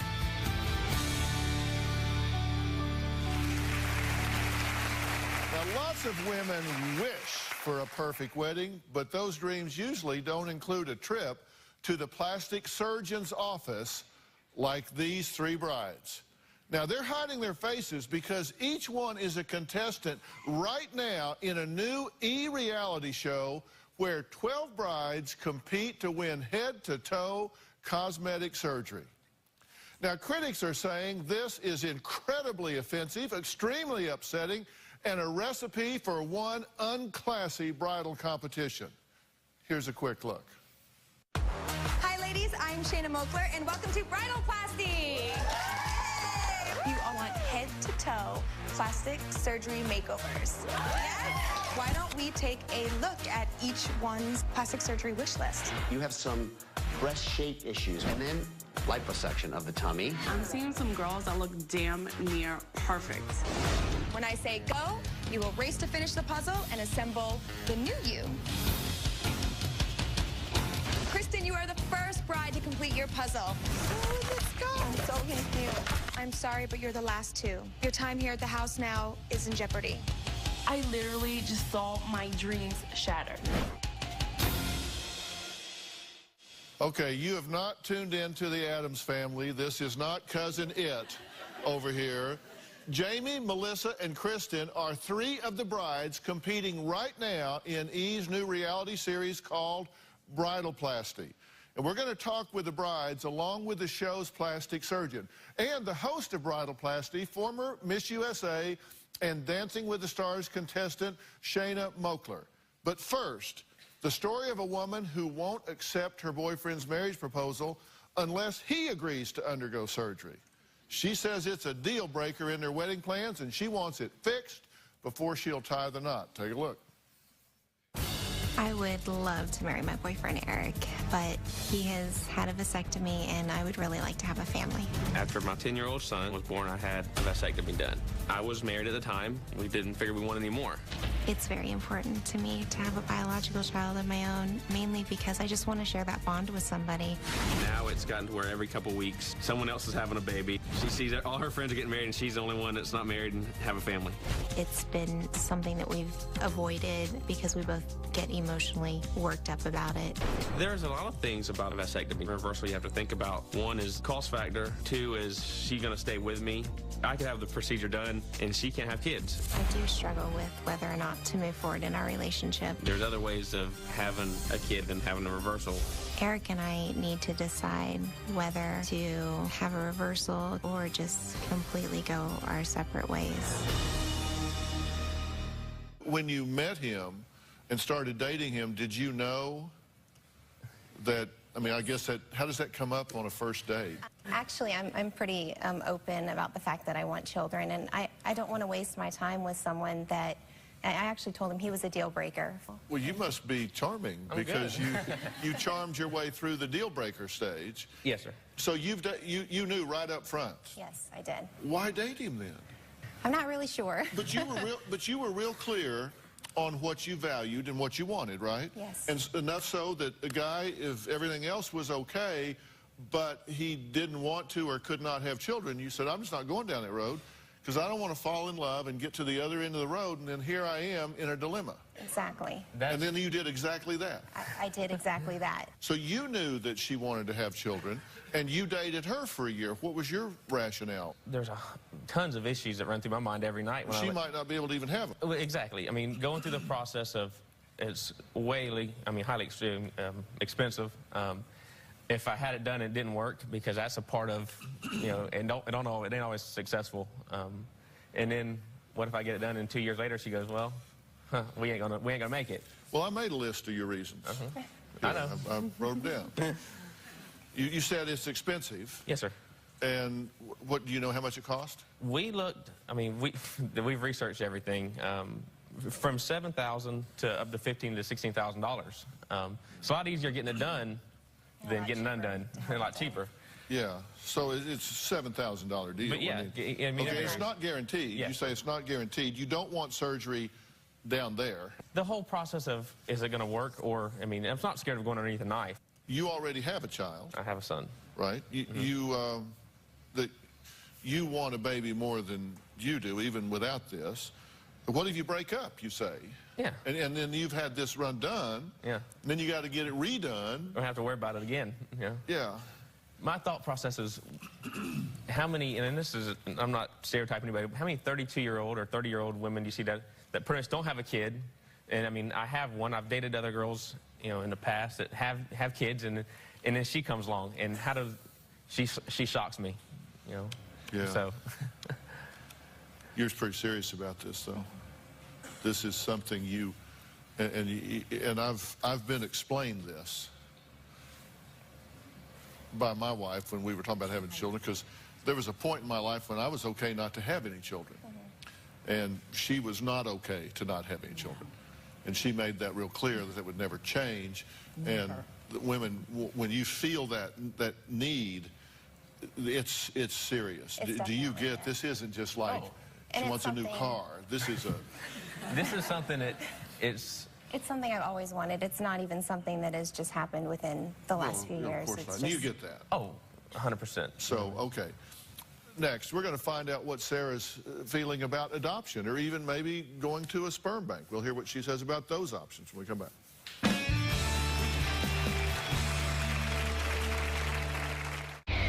Tomorrow on an all-new Dr. Phil.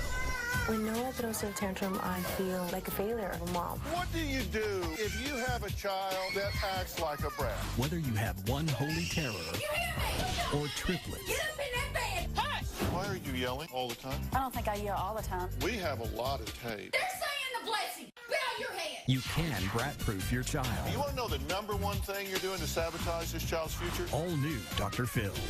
That's tomorrow.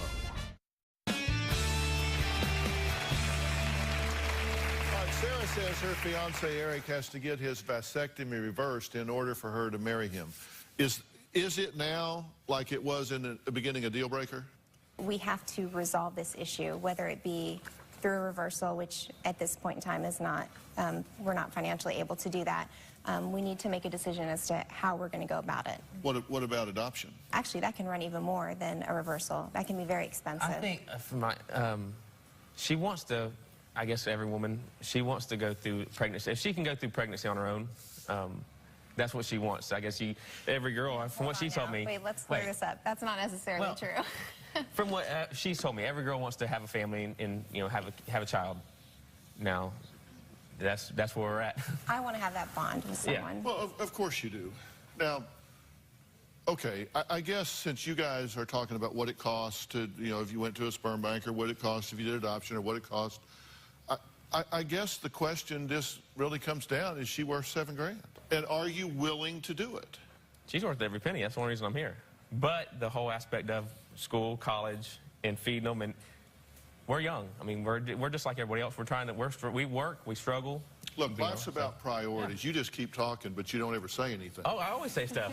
No, I mean, you keep going around the subject matter, but here's the thing. This is a core issue with her that isn't going to go away. We know that. And let me tell you, you do not want to marry this woman if you're not willing to have a baby with her. That's right. Because she will resent you for it. It will not go well. I'm just telling you straight up. And you don't want to marry him if he's not willing to do this. Right. Well, we've also looked into maybe going with a donor, because that seems to be on the lower end of financially. It's a little cheaper. The cost of getting this done, it pales in comparison to the cost of raising this child. This is not the issue. We understand. I haven't beat around the bush with it all. We sat down, we've cried, she's cried, and there's no other, I mean, we're not trying to avoid it. Then you find a way to afford it, you do it. I mean, that's just, look, that's just part of life. I mean, that's what you do. I had a vasectomy like you, young, and then my wife explained to me that she wanted to have another baby. And I look at it this way. When you are in a different place, I look on a scale of 1 to 10. I say, okay, how important is it to me to not have another baby? And on a 1 to 10, it was about 1. With 10 being the most powerful, strong feeling. For me, not having it was a 1. for her having it was an 11. So why would I let a 1 trump an 11? There was no way. I mean, to me, it was that important. To her, it was that important. It wasn't even a close call. I said, do it. No. So I did. I didn't even tell her about it. I just went and did it. And came home bow-legged and said, guess where I've been? And it wasn't that bad, actually. It really wasn't. But there is no substitute for her. I'm just telling you, I understand that. there is no substitute. You want to have a baby. When you get it, will it work? I don't know. Yeah. The stats overall are about 60%. For me, she was pregnant 30 days later. Oh, there he is. And there's the result.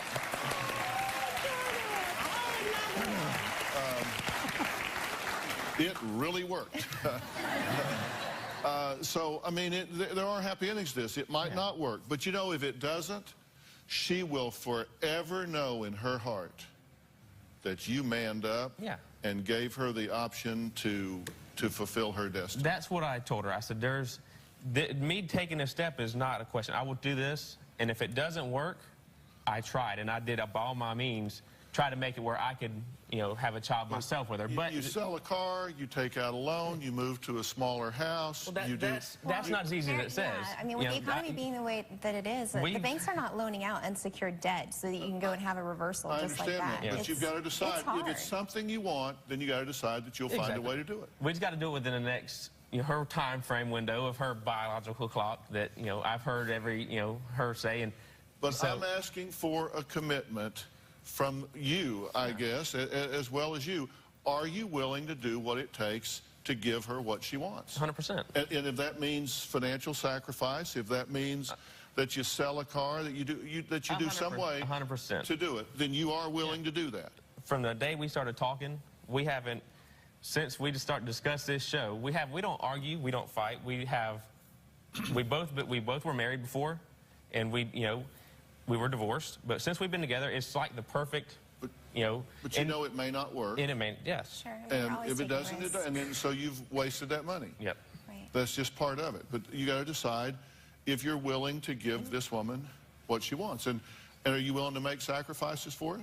Absolutely. Because listen, it is a math game at some point. You spend money on one thing or something else, and there is a way to do it. If you can't figure a way to come up with the $7,000, then you can't figure a way to raise this child because the child's going to be expensive. So this is just part of it. So if it costs $200,000 to raise a child, yours costs $207,000. Yeah.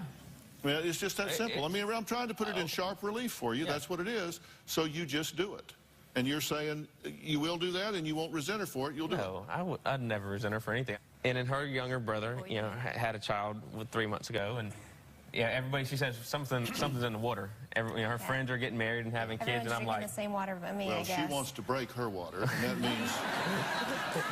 that means you got to step up and do the deal. So you're willing to find a way to create the money, to create the opportunity to do it. Yes, sir.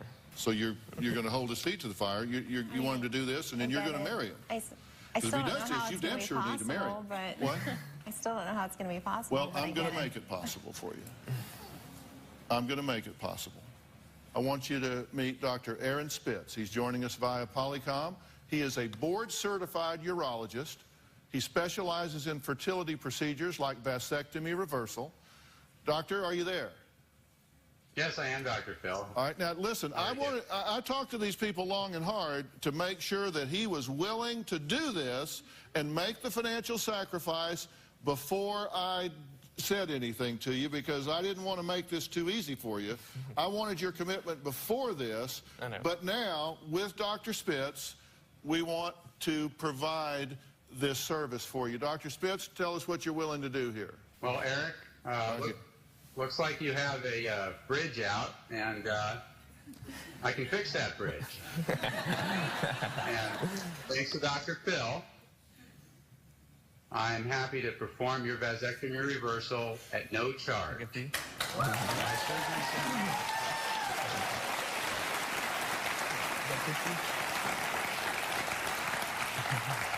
Okay, now, and doctor, we know when you do this, there's more than just the surgeon, and the Specialty Surgical Center of Irvine is also waiving their fee for you, which includes anesthesiology and the surgery, the whole thing. So we're going to wrap this up, put a bow around it, and Dr. Spitz is going to be the one that puts that bow on there.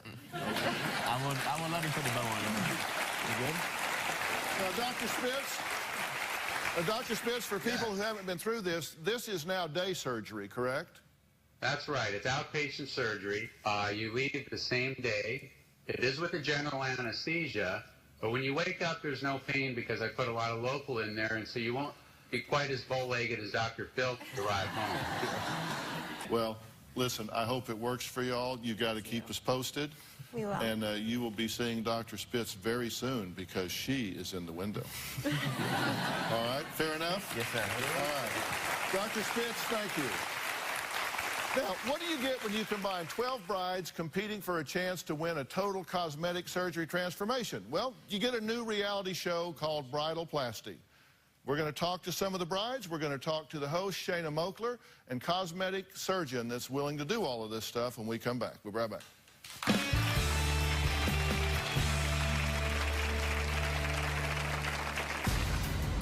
Over there is a tray with 10 syringes. As you finish your puzzles, you may grab a syringe, go downstairs, where Dr. Dubrow and his staff will be having an exclusive first-class injectables party right here in the house. Oh my God. Injection party? Hell yes. I can actually have something worth $600 like injected into my face.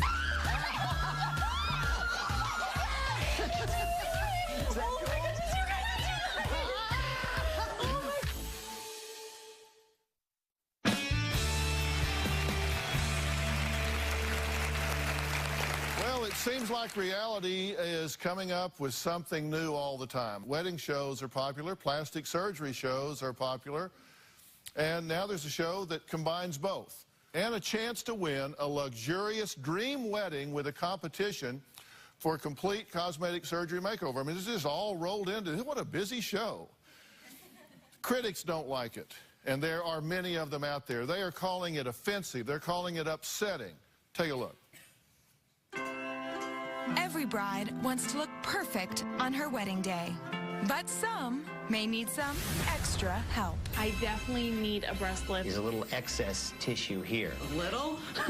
Now there's a place where they can come to complete their quest for ultimate perfection. Hi, ladies. I'm Shayna Moakler, and welcome to Bridalplasty. The brides will compete for the chance to have plastic surgery procedures before their wedding day. Over there is a tray with 10 syringes. As you finish your puzzles, you may grab a syringe, go downstairs, where Dr. Dubrow and his staff will be having an exclusive injectables party. Tons of women get plastic surgery every day. They just don't admit it. She's gonna fill out her wedding dress, that's for sure. And the last bride standing will not only complete her head-to-toe transformation,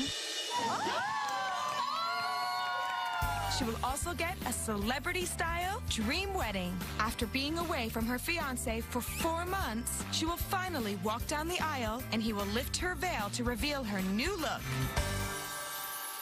Okay, well, Dr. Terry Dubrow is the board-certified plastic surgeon on Ease Bridalplasty, and former Miss USA and Dancing with the Stars contestant Shayna Moakler is the host. So I appreciate you guys being here.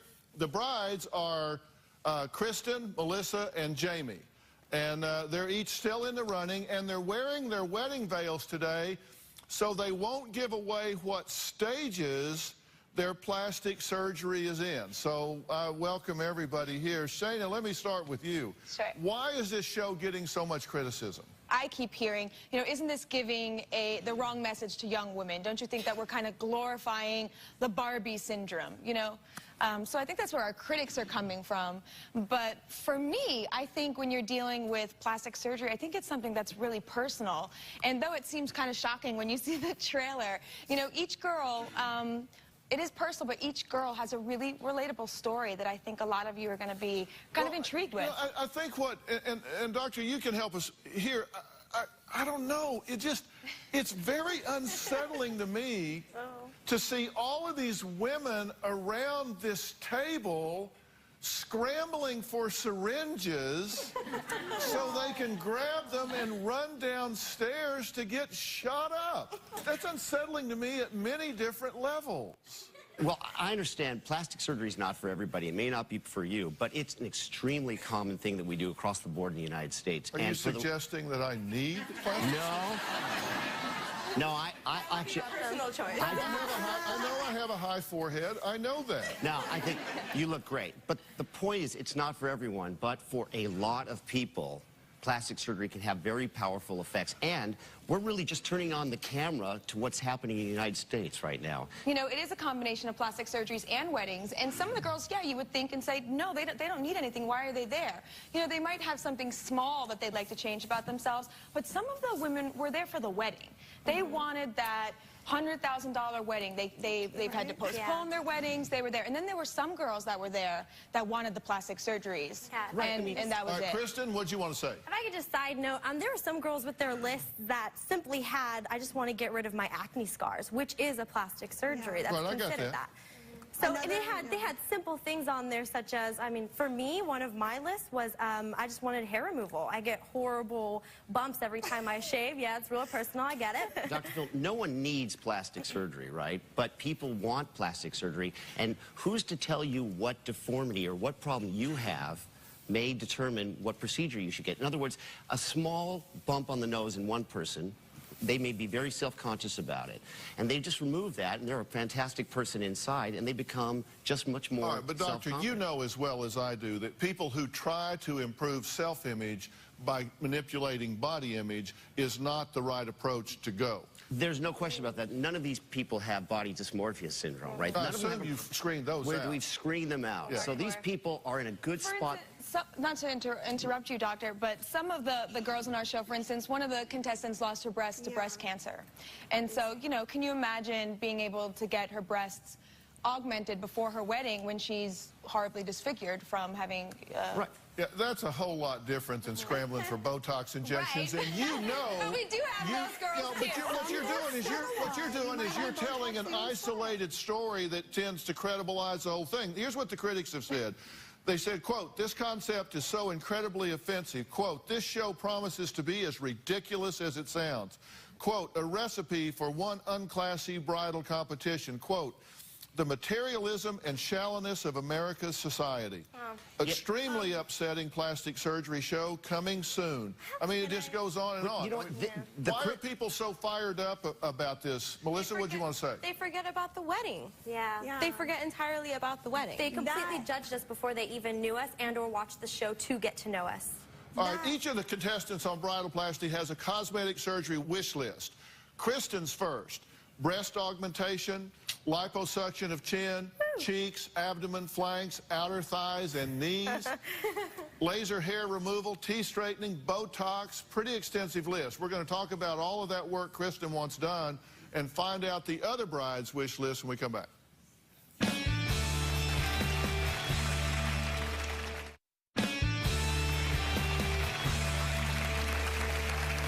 We're talking with contestants on a new e-reality show called Bridal Plasty, where brides compete for plastic surgery and a dream wedding. Now, Jamie, Melissa, and Kristen are competing in the series right now. Their faces are covered because they can't give away what stage their cosmetic procedures are in. Now, Ashley is the first contestant to be voted off the show, Bridal Plasty. She's not here, but we have her on tape. Take a look.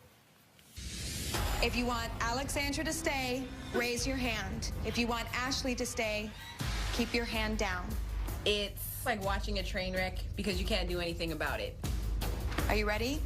Vote. When your fate rests in the hands of someone else, it's a very scary feeling. Raise them up high, please.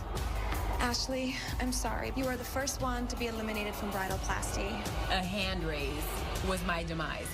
Your wedding will still go on, but it just may not be perfect. It was an extreme disappointment to be voted off of Bridal Plasty. I'm in the house with 11 women that are extremely competitive. It didn't appear that a lot of them needed plastic surgery. It really makes you wonder what is going on in a young woman's mind when she's already beautiful and she wants to get fat sucked out of her face.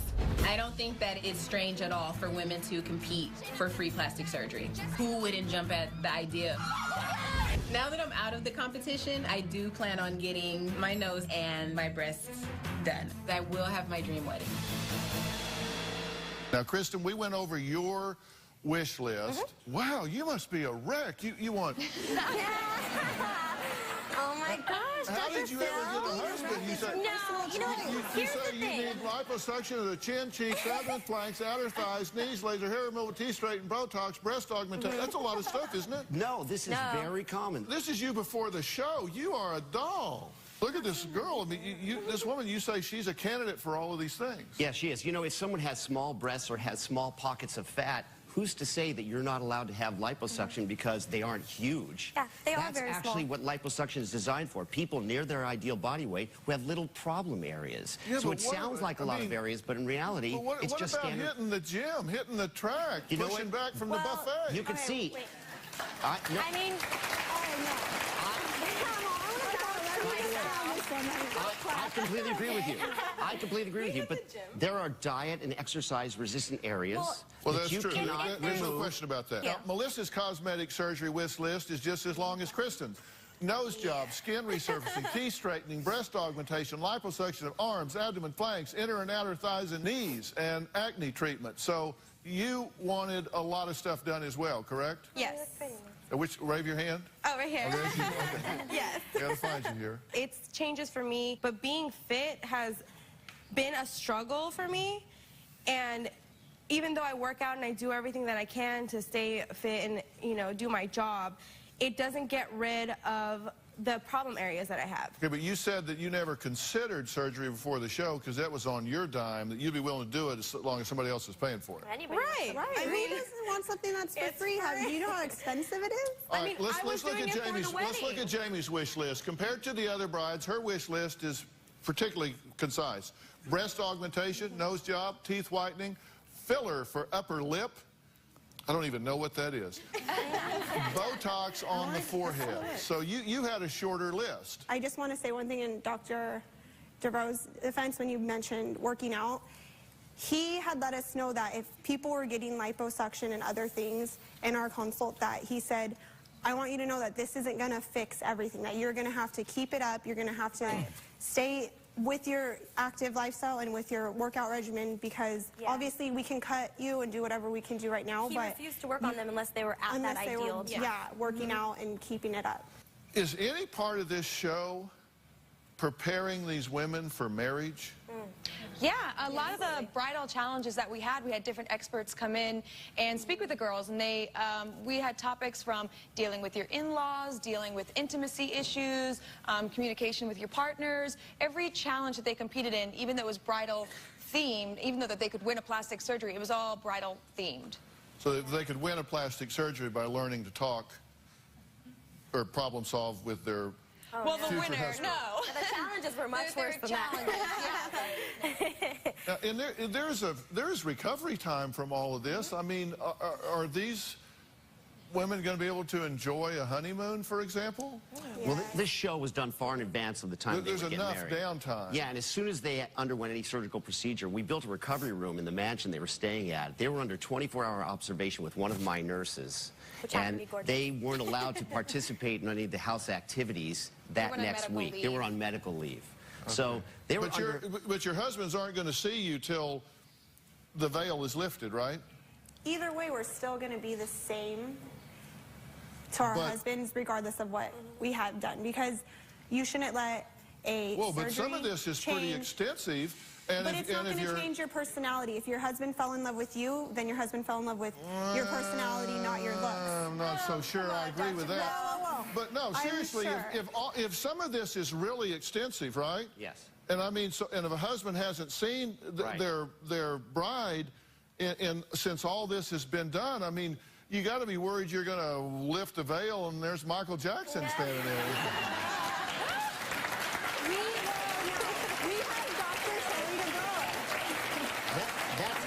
That's a very good point, but I think one of the reasons I'm on the show, honestly, is that they picked a plastic surgeon. They picked a plastic surgeon known for sort of more natural results. But I tell you, I got married. My wife when she lifted the veil. That day looked very different, having lost 20 pounds sort of the last 2 weeks, hair extensions, makeup, and so on.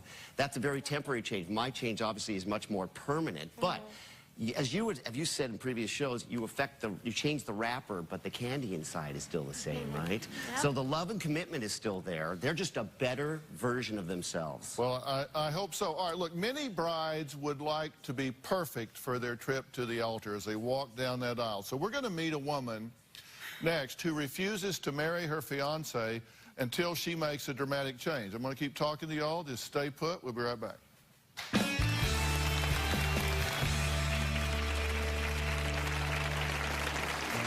I really want to marry Jake right now, and the only thing stopping us really is my weight. Irene's definitely holding this wedding date hostage. Tomorrow on an all-new Dr. Phil. I feel like a failure of a mom. How to brat-proof your child. Why are you yelling all the time? I don't yell all the time. They're saying the blessing. Bow your head. That's tomorrow. Closed captioning provided by... If you would like to purchase a tape or transcripts of your favorite Dr. Phil show, please log on to drphil.com or call 866-4-DR-PHIL. That's 866-437-7445. 866-437-7445.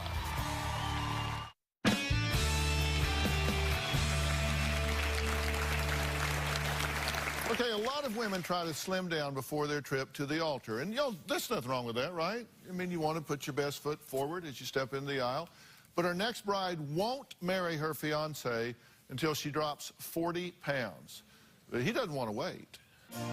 I really want to marry Jake right now, and the only thing stopping us really is my weight, because I don't feel great about myself. If Irene didn't focus on her weight, I think we would have already been married by now. When I first met Jake, I was about 120 and size 3.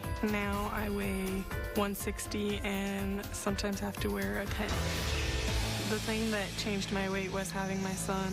As soon as I had him, it was just over. I have been very patient with Irene. I've been engaged with Irene since last Christmas. When I go shopping for a wedding dress, it just kind of brings me down. I don't like my stomach area. I don't like my rolls and lose some arm fat, bulges right here, and my thighs. They're a lot thicker than they used to be. Before I walk down the aisle, I want everybody to envy me in my wedding dress. My weight is a huge deal breaker when it comes to walking down the aisle. Irene's definitely holding this wedding date hostage. You want to drop 40 pounds? I just want to look skinny again. Okay. And you get where these guys are coming from? Yeah, I just don't think I would actually do surgery. I'm not a surgery person. Okay, but you get that they want to look their best on their wedding day. Who doesn't want to look good on their wedding day? But you think she looks fine now? Oh, I think she's beautiful. Every day I tell her she's beautiful. Yeah.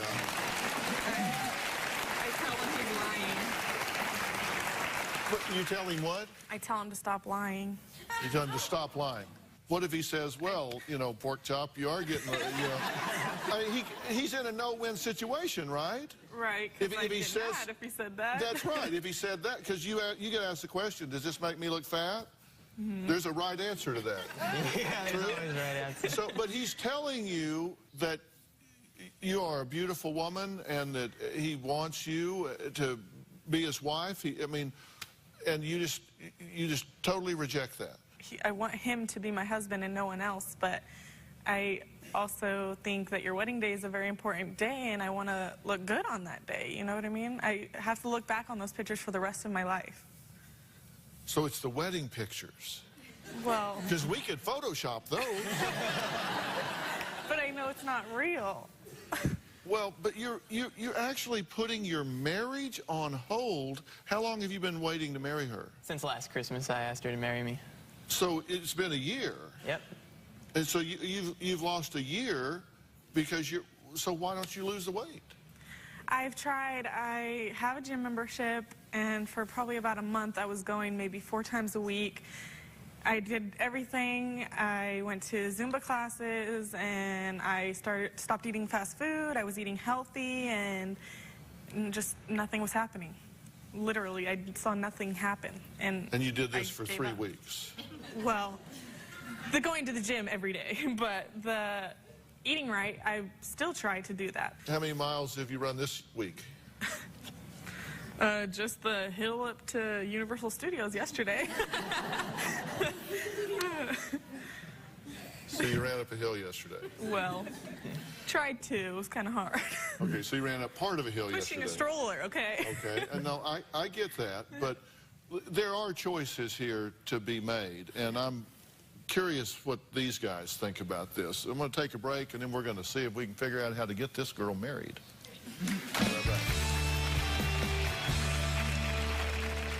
If you're going to be in the Los Angeles area and would like to see the Dr. Phil show in person, call 323-461-PHIL. That's 323-461-7445. Or you can go to drphil.com and click on Be in the Audience. The tickets are free, and we have a great time here, right?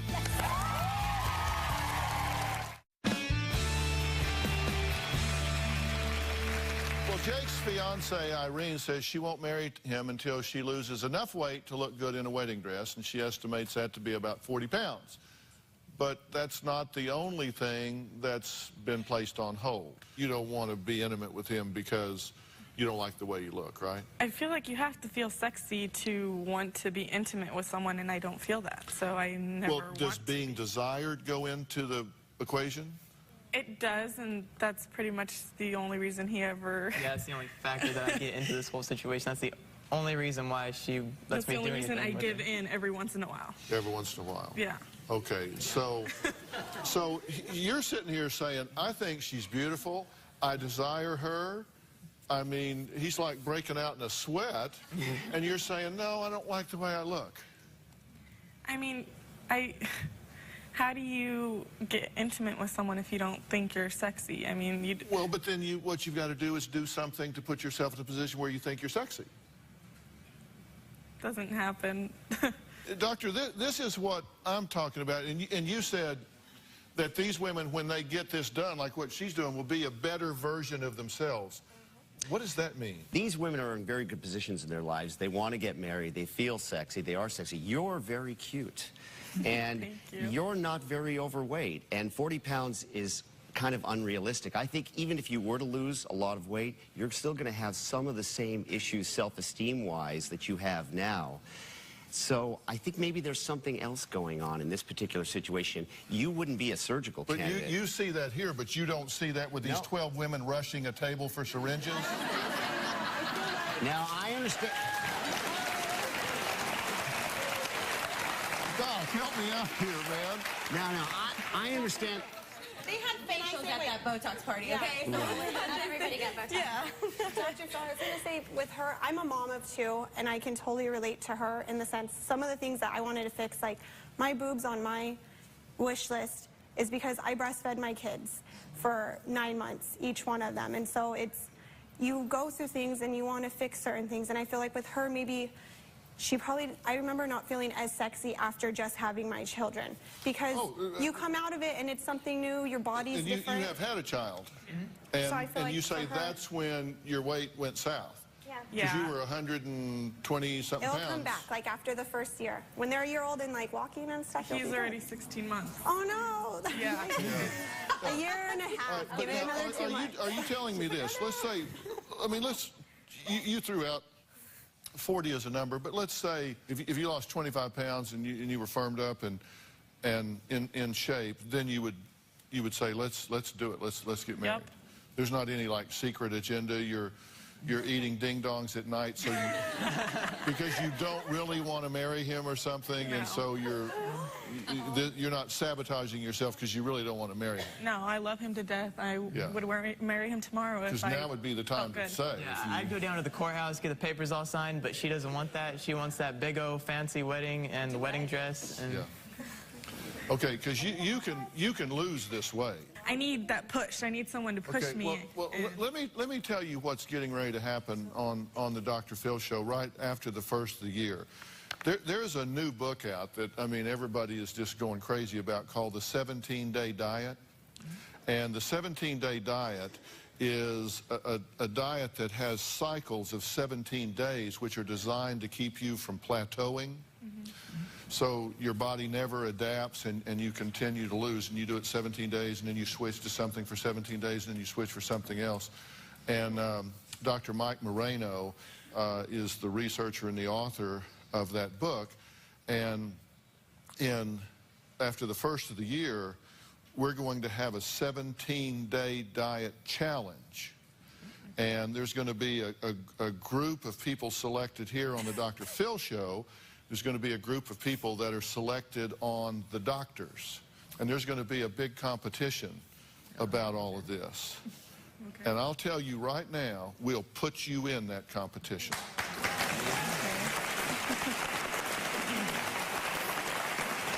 And what that means is that you are going to lose this weight. Okay. You're not going to kind of lose it. You're going to lose it. And you're going to go all the way up that hill, okay? And it isn't going to take a whole long time. So you need to pick a wedding date. Okay?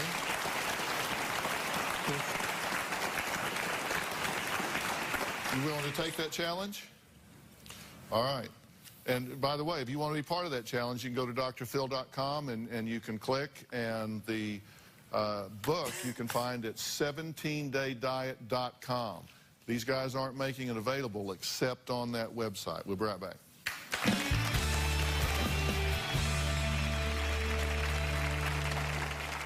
Today's show is almost over, but you can always go to drphil.com 24 hours a day, 7 days a week. Log on to join the Dr. Phil community. I'll be reading those message boards. Well, I want to thank Shana Moakler and Dr. Terry Dubrow for being here today. The show, Bridalplasty, is on E, and you can catch it every Sunday night. You may like it, you may not, but it will be interesting. I do think it's interesting. We'll have more on our website, drphil.com, and you can find me on Facebook or Twitter. Thanks for being here. So long.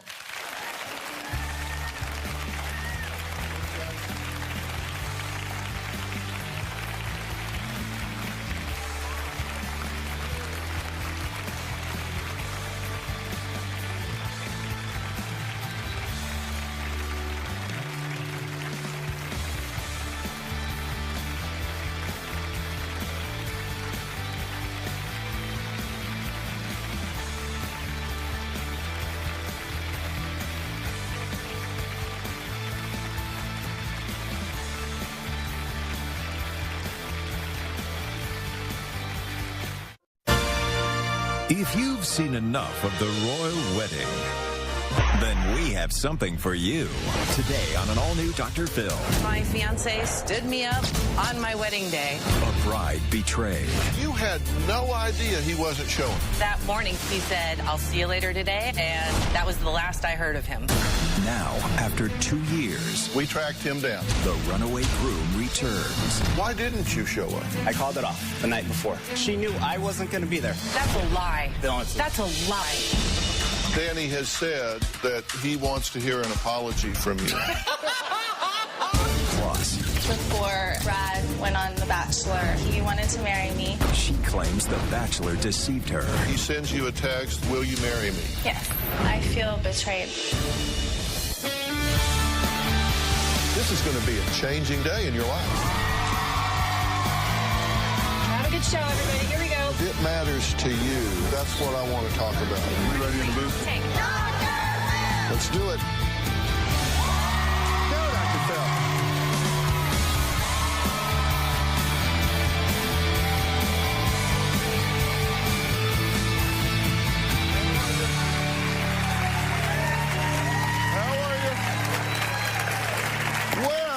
It is the day every bride has been dreaming of, her wedding day. But what would you do if you were standing in your wedding dress, flowers in hand, a room full of 200 family and friends, and the music playing? But no groom. That's exactly what happened to my first guest, Dee. She spent months planning every little detail of what she thought would be the perfect wedding day. But when it came time for her to walk down the aisle, one big detail was missing. Danny and I were together for about a year, and we were engaged for about 7 months. We invited around 200 people. My father spent around $40,000 on the wedding. I was someone who wanted to be married very badly. On the day of the wedding, we got to the Sportsman's Lodge. It was about 15 minutes before the wedding was supposed to start. My mom's best friend came in, and she told me that no one had seen the groom, that she didn't even think that anybody that was invited on his side was actually there. I knew in my heart that something was wrong, and so I sent my maid of honor to get over to my apartment. When she got there, she called me, and she said that she went inside and saw that the television was gone and a lot of other property was gone too. He literally left me at the altar. I was just shocked, and I was panicked. I was scared because I had all of those guests out there that I had to go face. I don't feel betrayed by him. I was betrayed by him. He called me that morning and said, "I will see you later today, and I love you." I really feel nothing for him except contempt. Every woman fears this, right? I mean, you see these stories, and you talk about, like, being left at the altar, and everyone wants to know, oh, my God, what happened? How did this unfold? What was the deal? Now, you had no idea he wasn't showing. No, he called me that morning.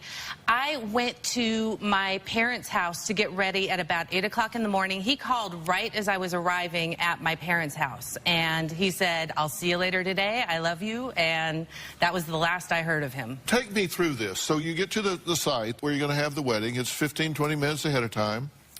You're back in the back, and a friend of your mother's? Yes, my mom's best friend. She comes back and says what to who? My bridesmaids ushered me into this dressing room, and then my mom's best friend went out to just kind of check out the crowd and see what was going on, and she came back probably about 5-10 minutes later, and she said, "No one has seen the groom." She said, but even beyond that, no one has seen any of the groom's men. And then she said, "In fact, everyone I see here is one of your guests. I don't see any of his guests." So she's telling this to you? Yes. But somebody knew, because his people knew not to show.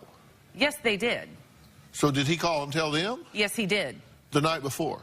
I think he did it the next day while I was getting ready, because we have a letter from his cousin that she wrote us later, and she said in the letter that he called her that day and told her that he was going to, what he was going to do, and that she told him to just please be a man, don't do this to her, at least talk to her. And then she explained in the letter, you know, I guess he decided not to heed my advice. Okay, so he apparently called his people day of, or certainly he was doing it while he's telling you, see you in a little while? Yes. Okay. Now, let's talk about what this cost. Your wedding venue rental, food, beverages, $11,009, minister, $500, parking, $3, balloons, DJ, flowers, $4,500 for the flowers, photographer, $3,300, tux and shoes, $1,100, cake, $1,100, dresses, $35, hairdresser, $25, nails, $350, $31,000 plus. Yes.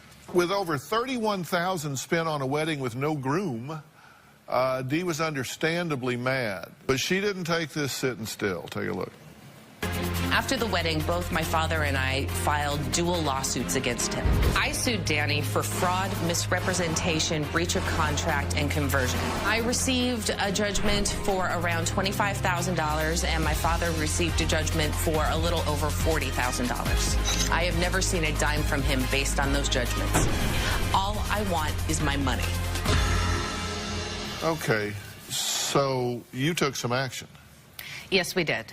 Once we found out where he was, my father decided to make sure that he got served with some lawsuits, and we wanted to let him know we were not going to just let this go.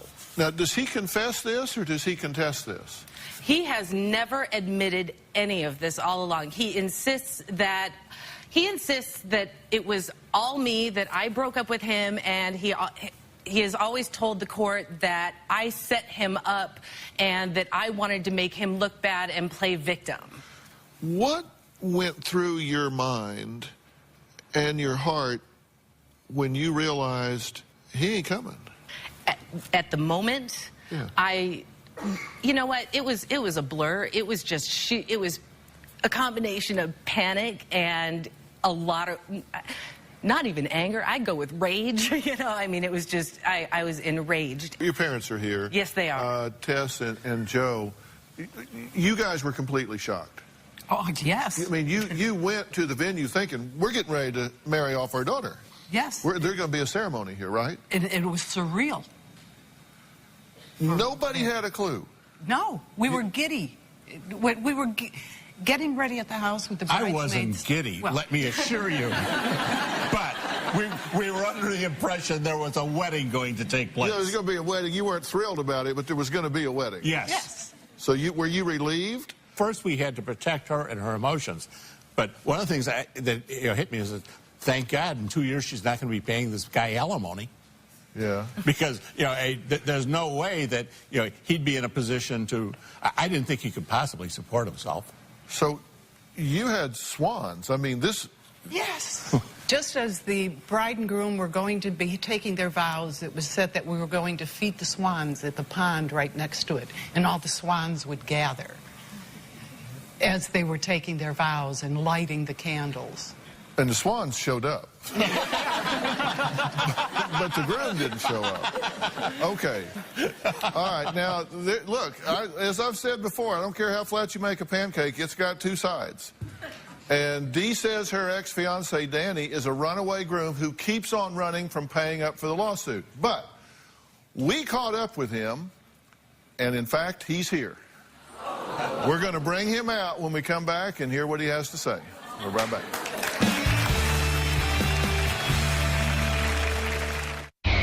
On an all-new Dr. Phil. Living with Tori is like living with the Antichrist. I see absolutely no redeeming qualities in this child.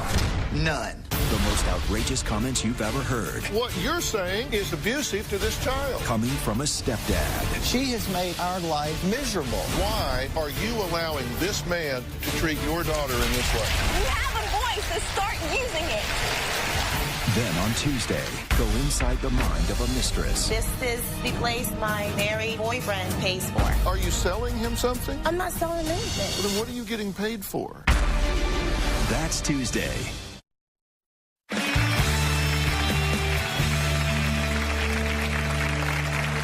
Dee says that she was literally left at the altar almost 2.5 years ago by her ex-fiancé, Danny. And she says that while she was at the wedding location, he was moving his stuff out of her apartment. Now, recently, Dee went back to the wedding location to tell us her version of what happened that day.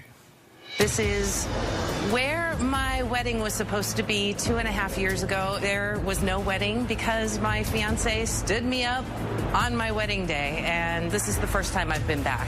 It feels very surreal. It feels strange. This is where the ceremony was supposed to be. Right out here, there were about 200 seats. They were probably about 2/3 of the way full, but it was because my ex-fiance had actually called all of the guests that day on his side and told them not to bother to show up. This is the dressing room where we were ready to put on the final touches, and it was my mom's best friend. She said, no one's seen Danny. When he did not show up at the wedding, I was livid. She was devastated, and she didn't deserve it. And I was hyperventilating for a while, and I was freaking out. He was an absolute coward. The way he did this was with malice. I'm still angry. This is where my father actually had to get up and make the announcement that my ex was a man of no character and had not shown up. I said, we were very fortunate. Deanna found out exactly what level of character this man had before she married him. And there's not going to be a wedding. Danny is a coward, irresponsible, immature. I had a lot of violent thoughts, I won't lie. If I had known where he was, there's a good chance I'd be in prison right now. The worst part about it really was that he knew it. It was a setup, it was a plan. He called me that morning and said he was going to be here. Well, as we said earlier, Dee sued Danny for damages, she and her father, and won over $50,000 in judgment. Now she wants him to pay up, but she says he's been hard to find. Well, we found him. We tracked him down. They haven't seen each other in 2 years. And he's here, he says, to tell his side of the story. Now, he didn't walk down your aisle, but I'm going to invite him to walk down our aisle right now. So, Danny, come on out. How you doing? How you doing? Good to meet you, man. Have a seat. Too. Okay. Now, I said you've been watching the show up till now, right? Yeah. And you haven't seen her for over 2 years. 3, counting this year. Okay. And you know her parents, yes, of course. I said before you got out here that every story has 2 sides. Correct. You think you didn't do anything wrong here? No, absolutely not. How can you not do something wrong and leave her at the altar? Because I called it off the night before, basically. Well, that in itself is kind of late. Yes, I know. We got in a big argument. The relationship was up and down the whole time. I took a lot of abuse from this woman, overall. Yeah. From this woman, verbally. Give me an example. Mean, she was on bipolar pills for anxiety, antidepressants. I'm sorry, that's a lie. No, it's not. That's a lie. No, it's not. I mean, look at my medical records. I was not on medication. Yes, she was. He's look at lying her temper. to you. He is lying to you. I did not want to put up with this. Are you sure y'all Did he just say... No. Did he really just say, look at her? I mean look at her temper alone. I'm sorry. This is a man who's been fined by the courts for contempt of court. Was ordered to win anything out of it? No, you garnished wages, but you didn't get anything. Do you think this makes you look good?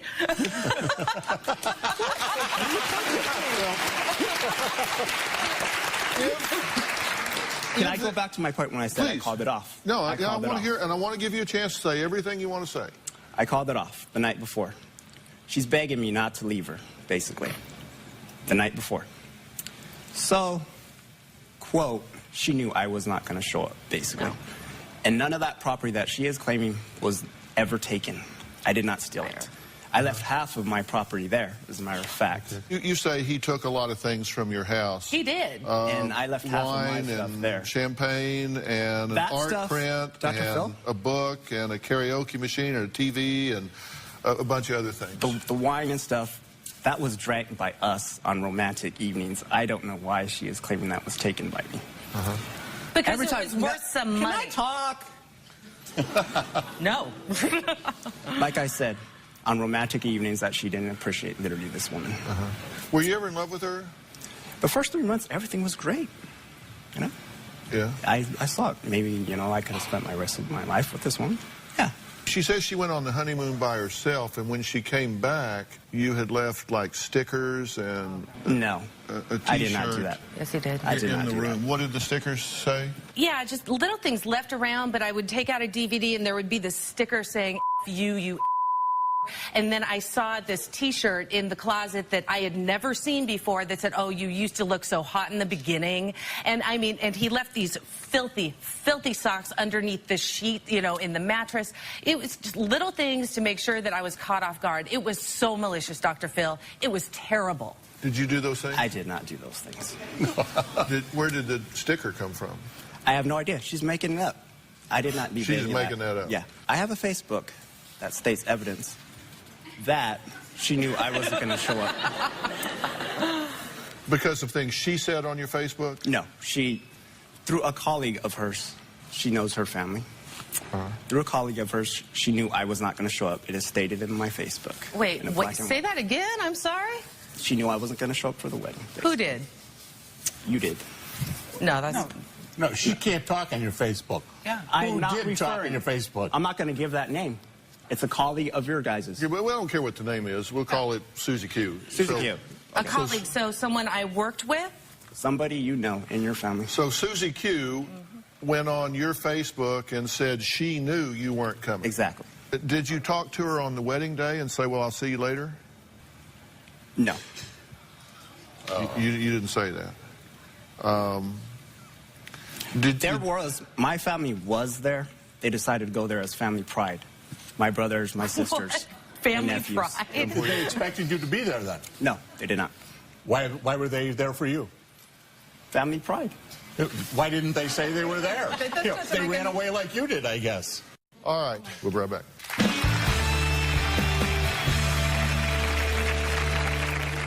All this May.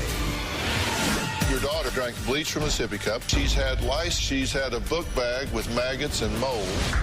I'm being the best mom that I can be. You bullied your cousin with Down syndrome and kicked her in the back? She is disgusting. Have you seen her? And for the first time ever on Dr. Phil, The triple intervention on three brothers.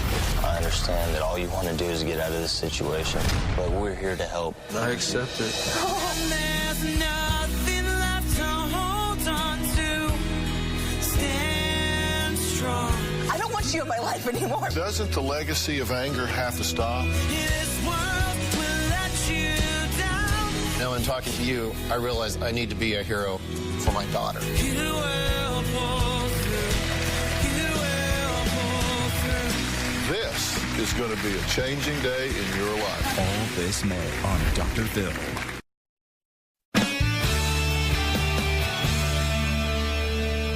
One of the things that Danny has said is, I get the sense in talking with you, and we've interviewed you ahead of time and all, yeah, that you kind of felt like you were a little railroaded into this thing. Yes, I was, definitely. I've been threatened by that man on the end on several occasions.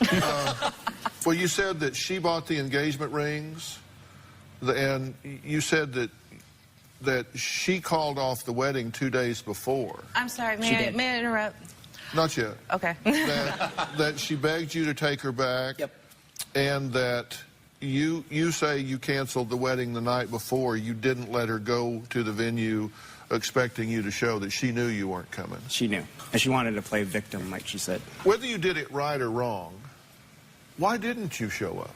Why did you decide not to marry her? It was called off. Why? I decided I didn't want to be married to her, like I said, because it was sour. It was just going sour every day for me. Every day it was an argument. Every day she would snap at me about something. Every day she would go through an anxiety attack about something not right.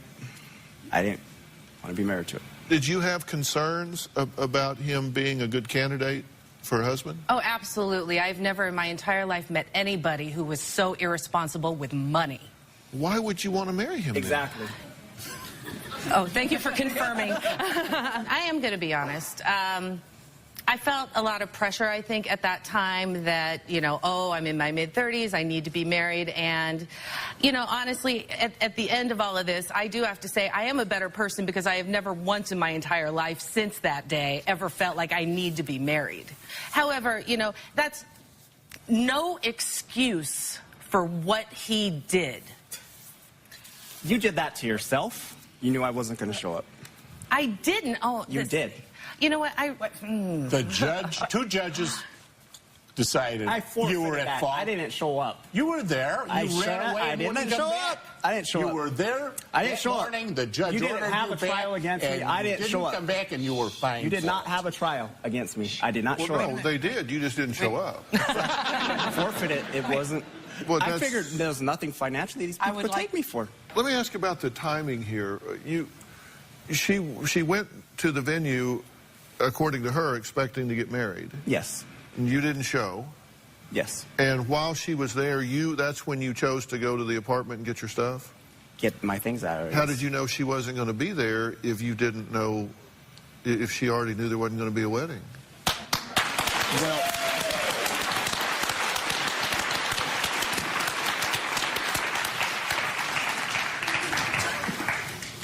Well, I knew.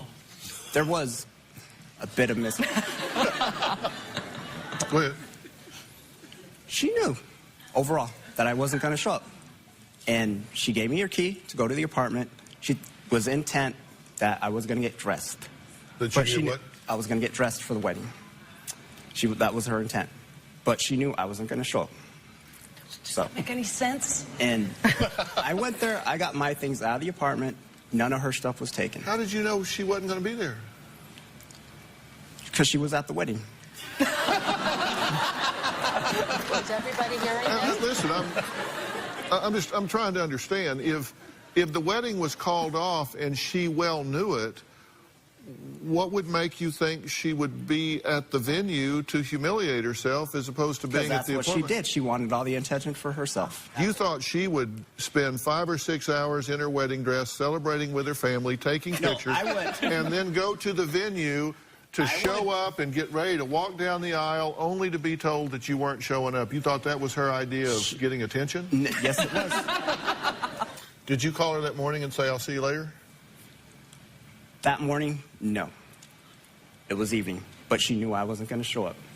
She really knew. I've heard more lies in the last 10 minutes than I think I've heard in my entire lifetime. Get her out of here. And she used to teach high school.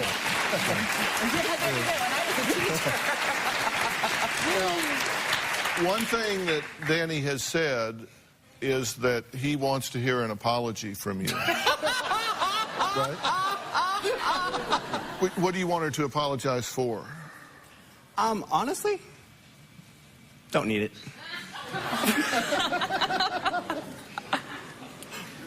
And what do you want from him? Money. Exactly. You're not going to get it. Let me assure you, Dr. Phil, if he ever gets another job, he's going to have a brick put on his paycheck. He's going to be living under a bridge. They already did that, and it wasn't much that they were taking. He was lying. So you have a judgment so you can garnish his wages. And I also have punitive damages, so he can't even get out of it with bankruptcy. The punitive damages are for malice.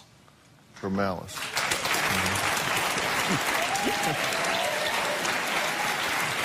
So they'll eventually get their money, right? No. Because you can't make any money because you're practically unemployable. Oh, I'm unemployed. But if you... They already taken some money from me. Okay, but they'll because this court order is enforceable until they get their $50,000. Well, they can chase me all their life for I care. No, we have a credit collection agency doing that. We don't have to bother with you. Okay. Yeah, and they dropped the charges, too. What charges? Charges. When they were garnishing my wages, it's dropped. No, they didn't drop it. Yes, Your wages dropped so low. No, it's dropped. It's dropped. You can't drop it. What do you mean it's dropped? They dropped it. Dim? The wage garnishment is no longer on my paycheck. Yeah, I did dodge a bullet. I mean, even though there's a dispute about who knew what when, No, they're not. the truth is you all had absolutely no business getting married, right? Agreed. All right, next, the woman who says that The Bachelor, Brad Womack, begged her to marry him just weeks before taping the reality show. We're going to hear her story when we come back.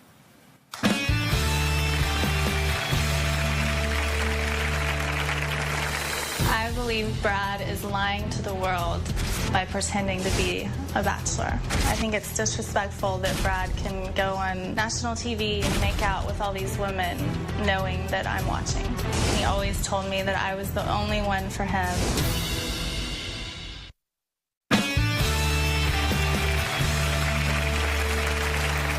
You know him as the heartthrob seeking a second chance at love on the hit TV series The Bachelor.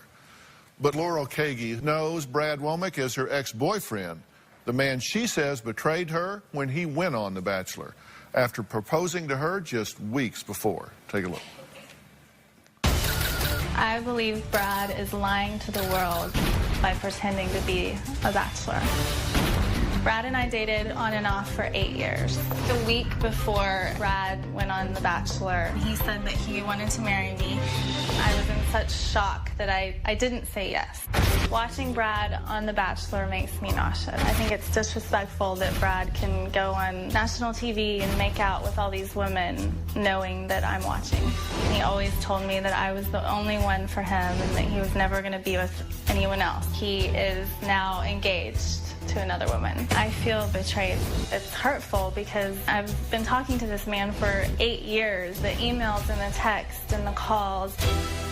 So these are some of the text messages I got from Brad. You're my future. Please marry me. I told 2 different people I was marrying you tonight. Please. I want to give you a ring very, very soon. I miss the hell out of you. Just wish you'd let me in your life. I wish you would just marry me. Brad is denying everything that I have said. He is probably very angry that I'm letting the truth out. Brad left me out in the cold when I thought that we were going to start a future. I'm not going to be abused anymore. All right, Laurel Kagi says that she was in a relationship with Brad for 8 years on and off, right? Yes. So you've known him a good while. Yes. Why did you decide to talk about all this? I needed closure, and this was the only way that I could get it. And this is the only way that I feel like Brad, because if it doesn't work out with the woman he's engaged to now, I believe that he would try to come back to me, and I don't want him in my life anymore. So you had a relationship with him before he did The Bachelor the first time? Yes. But you guys broke it off? I broke up with him. Because You broke up with him right before he did The Bachelor? Yes. Okay, and then he went on The Bachelor, and I don't watch The Bachelor, so you have to help me. I think it's a fine show, but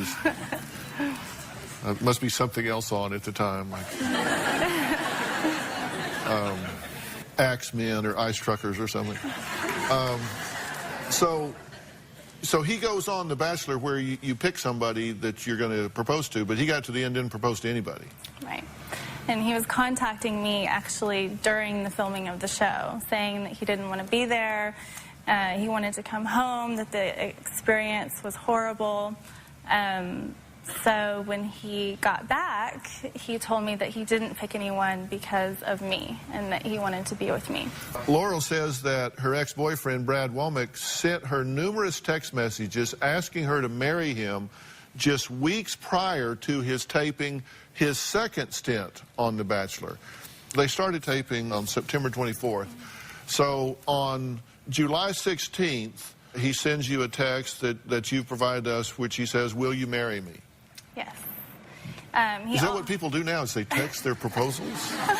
He does. I mean, over the 8 years, he would say it all the time.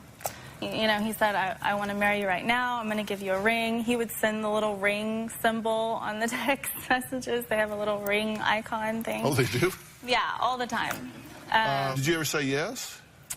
I did. I mean, I told him that I wanted to marry him, but he never did a real proposal, like get down on one knee and give me a ring. So you wanted more than a text?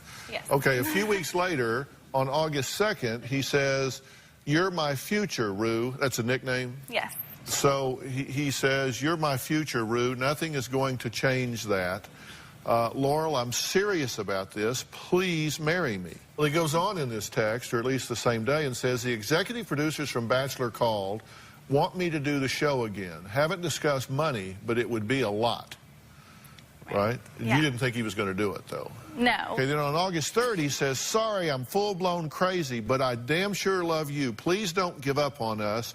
Please don't leave me. I want to give you a ring very, very soon. Please give us that chance. Please don't give up on me. Don't leave me." Okay, August 16th here, several days later. "I want to marry you. Good night." September 12th, we're now just a matter of 10 days or so, 12 days before they start taping. "I miss the hell out of you." September 17th, a week before, "Just wish you would let me in your life." So he's saying all of this right as he's heading into taping The Bachelor. Right. And he didn't tell me that he was going to The Bachelor at all, so I had no idea. And you think he's not telling America the truth? No. I mean, the whole show is about that Brad's a changed man, but if he was doing this right before he left, I mean, my answer is no, he's not a changed man. Well, Brad actually has a response to what Laurel's saying. I'm going to tell you what that is when we come back.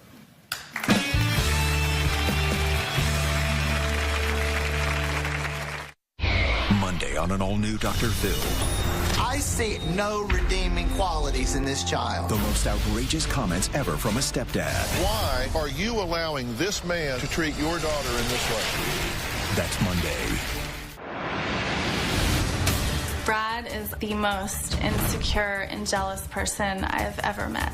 Brad would break up with me and then tell me he was going to change, tell me things were going to be better, and it would just go right back into the same pattern. His TV persona is not the way he really acts.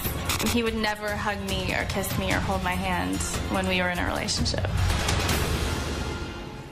Well, that was Laurel Kagi, who says that her ex-boyfriend, Brad Womack, is pretending to be the Bachelor on TV. She says that she was planning for a future with him until he just left her out in the cold. Now, Brad has said in print that her claims are false.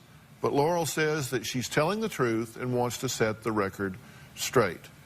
Now, what part of what you're saying does he say is false? I think that he asked me to marry him, but he's been asking me for years, and he sat my mom and dad down and, you know, even told them, I want to marry your daughter right now. I'll marry her right now. So he's saying that that's not true. Well, he did have this to say in a previous issue of Us Weekly magazine. He said, and I quote, "It's sad that someone would drum up something that's completely false."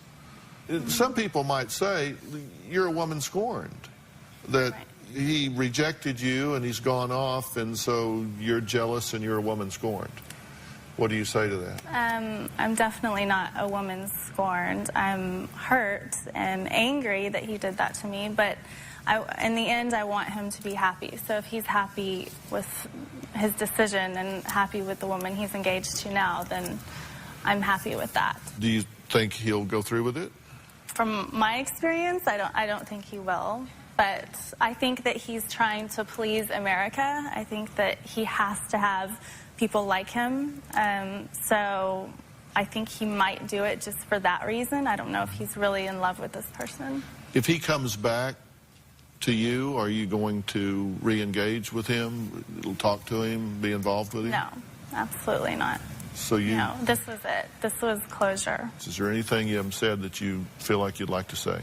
I think to the person that he is engaged to, or anyone that's experienced this, that to make sure you notice or try to notice the pattern in the beginning, because 8 years ago I was younger and I didn't see the pattern. I mean, Monday through Friday we would be wonderful, and then by Friday he would be jealous or accusing me of looking at another guy, very controlling, and then he would break up with me on Friday, and then by Monday he would be back, you know, with flowers and saying he was going to change and go to therapy, and it was just a pattern for 8 years.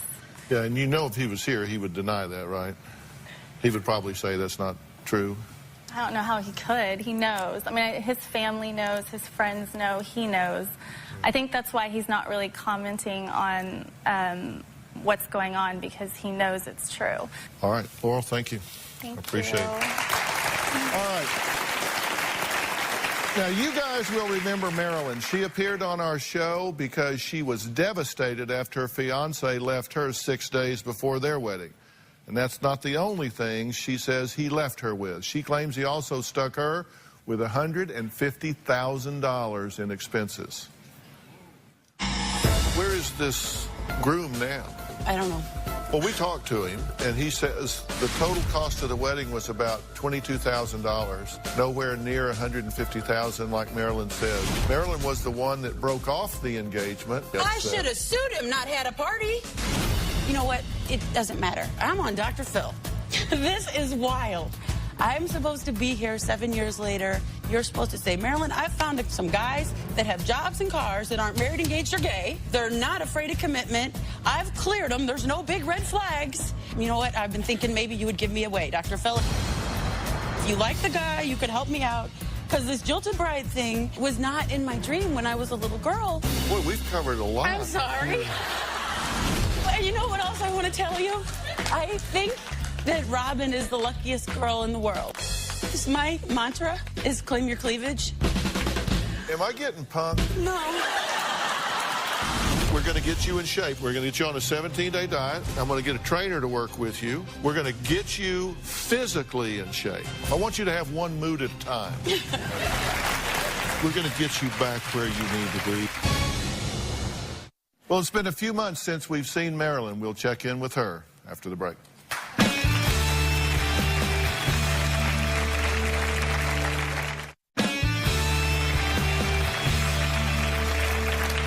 Well, when Marilyn appeared on our show a few months ago, she thought that she'd never be able to trust men again after her fiancé left her 6 days before their wedding.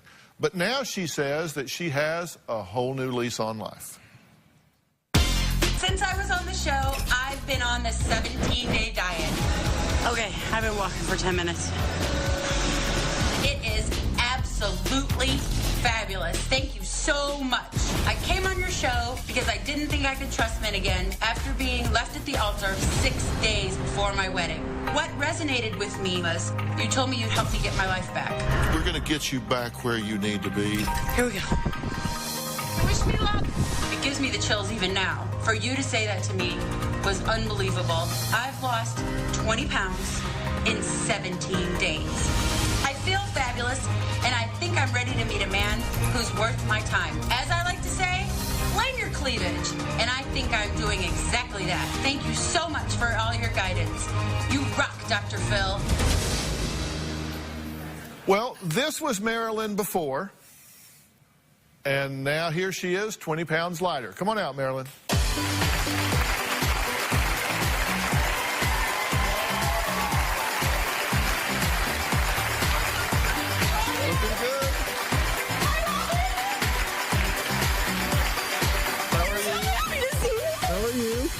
I'm so much better, but wait.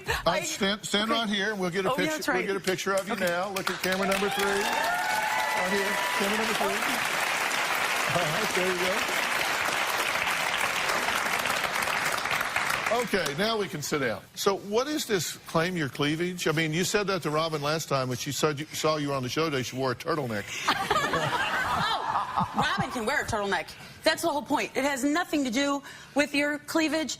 It's just my comedic way of saying, own who you are, believe in your dreams, and make it happen. What I said is that I wanted you to start feeling better about who you were because you were kind of all over the chart emotionally before. I wanted you to give yourself permission to move on, start taking care of yourself physically, because I think that's a big part mentally. That's why we put you on Dr. Moreno's 17-day diet. You've lost 20 pounds on that, so good on that. You're exercising. That's good. How are you feeling emotionally? Okay, I have to tell you that I have been through a lot. After talking to you, when you're on the treadmill, other people listen to music, I think. I really thought about our conversation. I was really stuck like a caterpillar in a cocoon, and then I talked to you, and I never knew my dad. They got divorced when I was very young, and he passed away. And it was like you're, no offense, but like a father figure. Not that you're old enough to be my father, I'm just saying.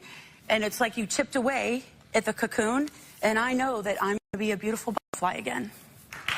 Well, I hope that's true. I hope that's true.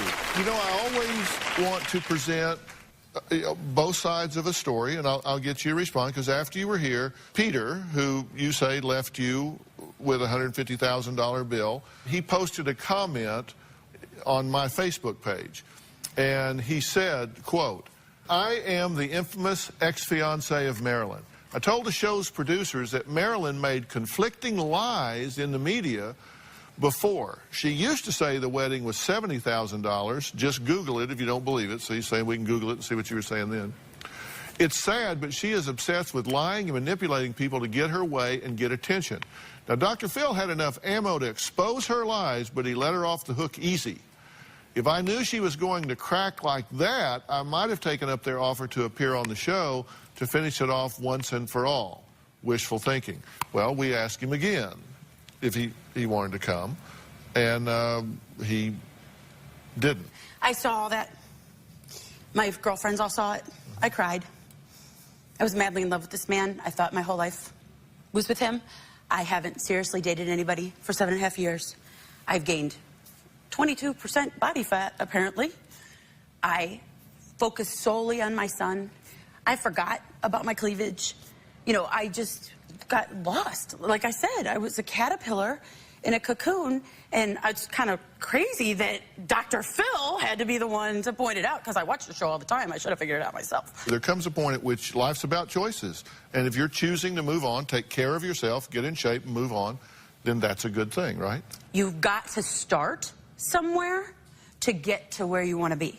Yeah. And you did. And I did. We'll be right back.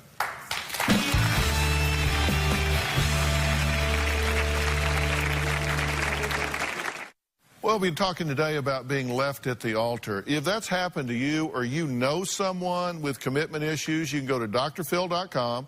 you can click on Be on the Show and tell us your story. I think these things are hard, and sometimes you need help in working them out. Now, we're going to continue this discussion on our message boards, or you can go to my Facebook page and click on like and give us your comments.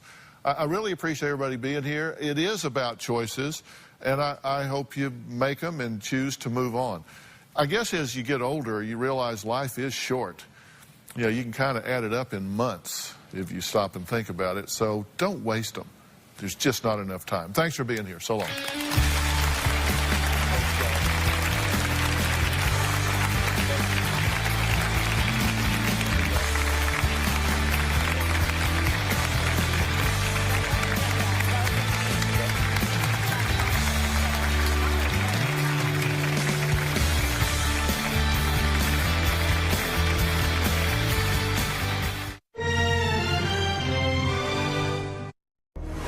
Today on Dr. Phil.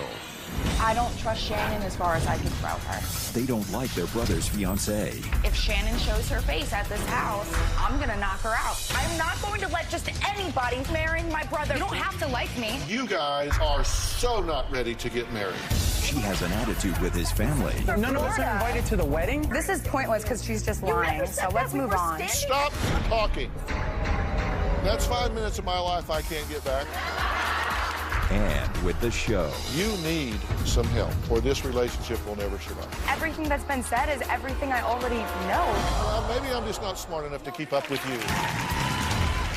Let's do it. Have a good show, everybody. Here we go. I hate to see people suffering, and you've heard long enough. Stand by, Dr. Phil. I'm going to get you the help that you need. In 5, 4, This is going to be a changing day in your life. Go, Dr. Phil.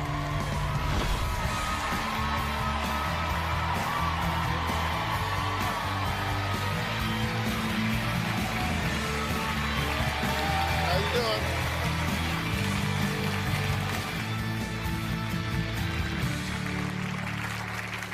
Weddings. What is it about that perfect day that makes people absolutely lose their minds?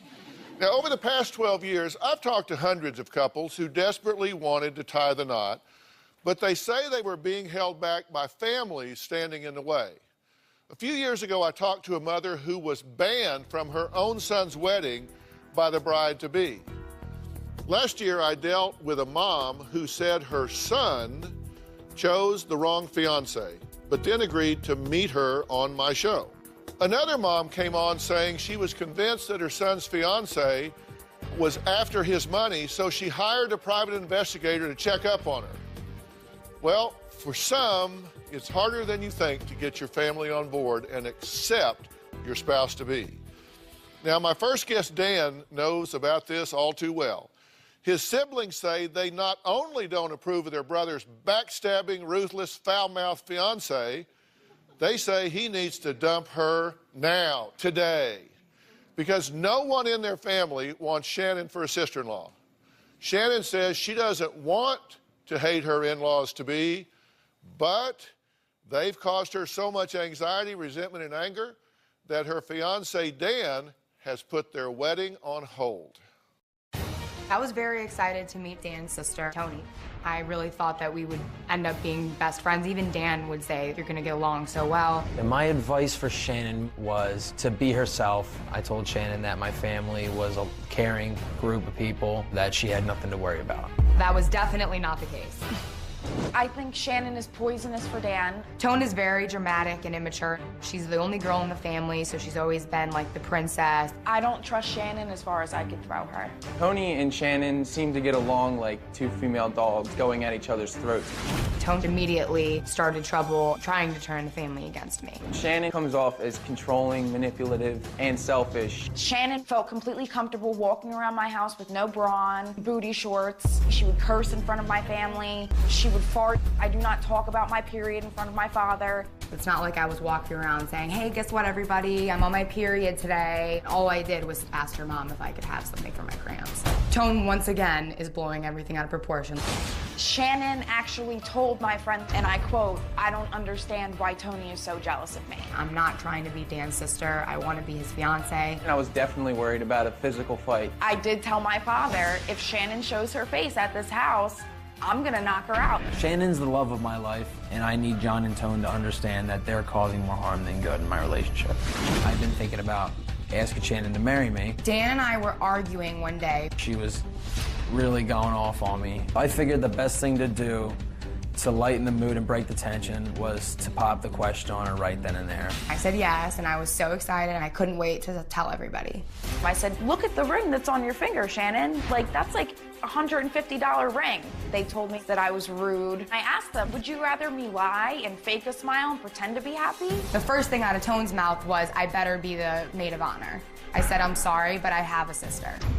I love my brother, but I wish that he would choose to marry and bring a good girl into this family. Neither of them are marriage material, especially Shannon. There's absolutely no way that any of them are invited to our wedding. The wedding, as of right now, is on hold. It's not canceled. We are getting married. We don't know exactly when.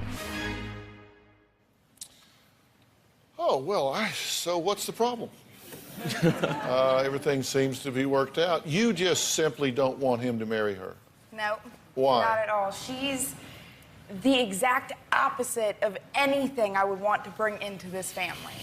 She shows no signs of class. She shows no signs of respect to me or any of my family members.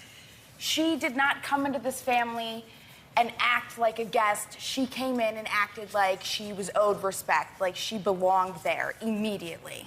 And I was offended by that. I would never do that to somebody that I was in love with.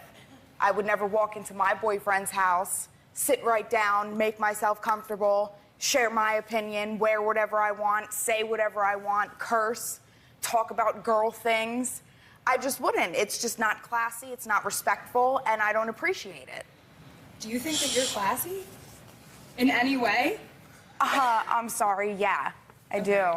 Well, why were you my best friend for like 2 months? Dan begged me. Dan begged so me. Dan said to me, listen, Tone, I know you don't like Shannon. I know there's a lot of things that bother you about her, but she's in a new state.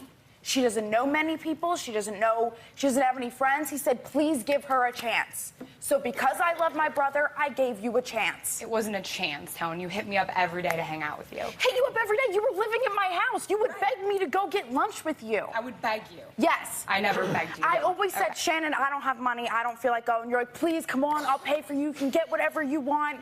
You begged me. I offered to pay for you. I never begged you. Okay. I was being nice. You were desperate for a friend. What do you think about this? What I've seen is this isn't a new thing with my family. They've since day one, I've caught a lot of advice, I guess you could call it, in their words. It's a lot of they like to kind of try to set my life up to where they think it should be because they think that I can't do it myself.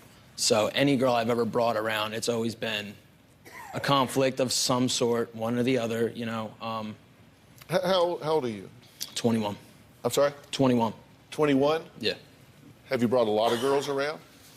I've had nothing but long-term relationships as far as, you know, well, not long-term, obviously I'm only 21, but I haven't been, like, promiscuous. So I've had girlfriends, you know, for almost a year at a time, 2 years at a time. Wow. So I try to, you know, look in the right places, and I admit in the past I haven't, you know, found the one for me. But in this case, I feel like I have found the one for me. And what I asked of my family was, as a whole, please just try to make her feel welcome, because she was nervous to come to New Jersey. She really was, to live with my family. But I told her. You really believe that we wouldn't give someone a chance?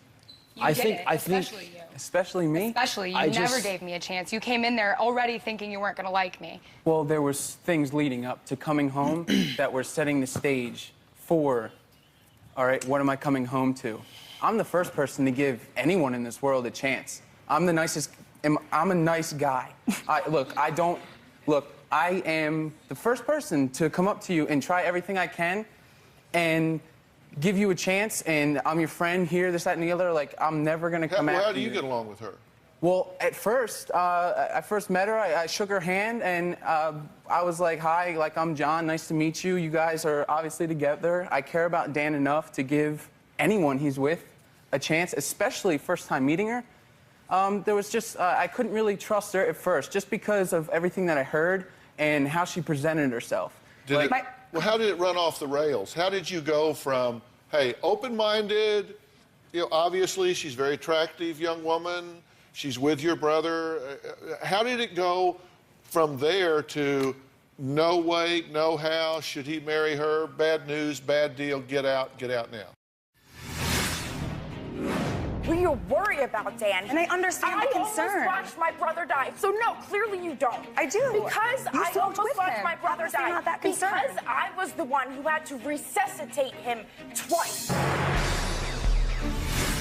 And later, I was stuck. What do I do? you didn't have an excuse for not getting a haircut, so you just asked her to marry you? What, that's better? I received a text from Tone telling me to stay away from her family, never to show my face around her house again. She came off very aggressive towards me. I simply texted Shannon and said, I don't want to be your friend anymore. Please don't text me. Please don't call me. Please don't show your face at my house. You've proved to me on numerous occasions that I can't trust you, and I'm just done with this friendship. And I woke up the next morning with 3 more text messages from Shannon calling me a bitch, backstabber. I don't trust Shannon as far as I could throw her. Well, how did it run off the rails? How did you go from, hey, open-minded, you know, obviously she's a very attractive young woman, she's with your brother. How did it go from there to no way, no how, should he marry her, bad news, bad deal, get out now? Because at first, I was never really involved in drama. Anyone in my family will vouch that I'm not the guy who What starts happened problems. to run it off the rails? Her problems with everyone else in the family. Tony was in my ear after every single argument, after every Facebook post, after every slight attack, and I was always the one trying to put the pieces back together for my sister and actually try to help her make it work. I've never been the attacker, ever. Not one single time was I ever the one to attack first. I just retaliated and stuck up for myself. And can I just say, the first conversation I ever had with you was you bashing Dan for a good hour and a half straight. The first conversation I ever had with you. At the kitchen table? Yes, bashing him. He will never change. Bashing him? He will never change. Was I not in tears when you came home? Which caught me off saying- guard because you just talked about him for an hour and a half, and then he walks in the house, you're like, oh my God, I love you so much. See, but like, once again, this is you twisting words. Me and John exhibit, we worry about Dan. He has a drug problem. He overdosed twice. He doesn't have a drug problem, Tony. Are you kidding me? He doesn't. He had smoking pot and drinking. You smoke after pot every. I'm addicted to heroin. I didn't overdose twice. I didn't nearly die. And I understand the concern. I almost watched my brother die. So no, clearly you don't. I do. Because You I smoked almost with watched him. my brother Obviously die. not that concerned. Because I was the one who had to resuscitate him twice in front of my crying family screaming for their son to wake up. So no, I'm sorry. I'm not going to let just anybody walk into his life and marry him, let alone somebody who thinks it's okay to smoke pot and drink as a recovering addict. So Tony, sorry, you I smoked don't weed want with him you and there. drink with him too. When you guys first came home, did I or did I not say you are not allowed to drink around me, smoke around me? I don't want any part of it. And then it took one time. Okay, let's hang out every day. Let's smoke weed. Let's get high. Dan acting like an adult. Dan acted like an adult. He drank a couple beers, went to bed early, as you continued to stay up and party because you love the lifestyle. Whatever, do you? Because you I begged don't me care. I did not beg you to do shit. Okay. You wanted to stay up and party. You wanted to smoke. You're like, come whatever. with me, come with me. Dan won't be mad. Dan won't be mad. I'll talk to him. Don't worry. I never said that. Once again, I never said Proving that. that When right. did I say that? It's going on. They said the same. When we did went I to your say cousin's that? house. At my cousin's house. Yes. I never begged Yes. you. I I had said my Dan's cousin gonna- I Sam. said Dan's gonna be I had mad. My cousin yes, no, we were all supposed to go to my cousin Michael's house. And I said, oh, Dan's asleep. Maybe you should go talk to him. Oh, I don't want to wake him up. He won't be mad. Me, John, okay. Dan was pissed. Dan This was is furious this is with pointless you. because she's just You lying. never said So that. let's We move were on. standing at the island in my Uncle Joe's Let's house. move on. And This you is said, so Dan's asleep, pointless. but I really want to go. I'm sure he won't mind. And my father said to Dan, that is not the type of girl you like. The type of girl who would go out when you're asleep. You don't marry her. Let's go. Can I say something? Absolutely. Please, I would love it. Why would you even ask? I will never, ever say that she is the perfect human being. And I won't either. I am not a perfect person, clearly. I don't think anybody's perfect. We all make mistakes. Clearly, I've made mine. And I've proven to keep myself out of the depths of where my addiction was, obviously. That, I feel as though that's a past issue. By drinking and smoking? You ever heard of Gateway? I've moved on to bigger and better things. I'm you want to be involved jobs. with? I haven't touched heroin in 2 years.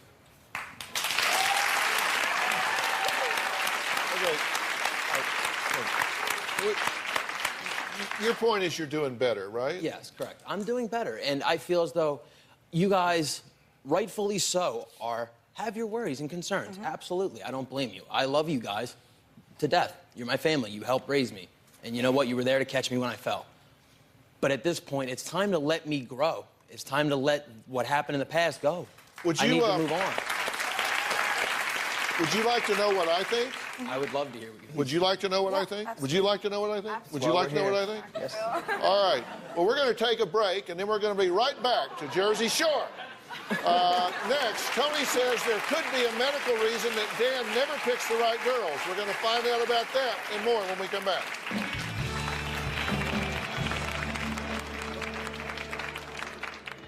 Dan chooses girls like Shannon who are devious and malicious and trashy because he truly feels like that's the best he can do. And I think that that stems from a psychological disorder. My parents and I had agreed that they would try their best to make Shannon feel at home and feel comfortable.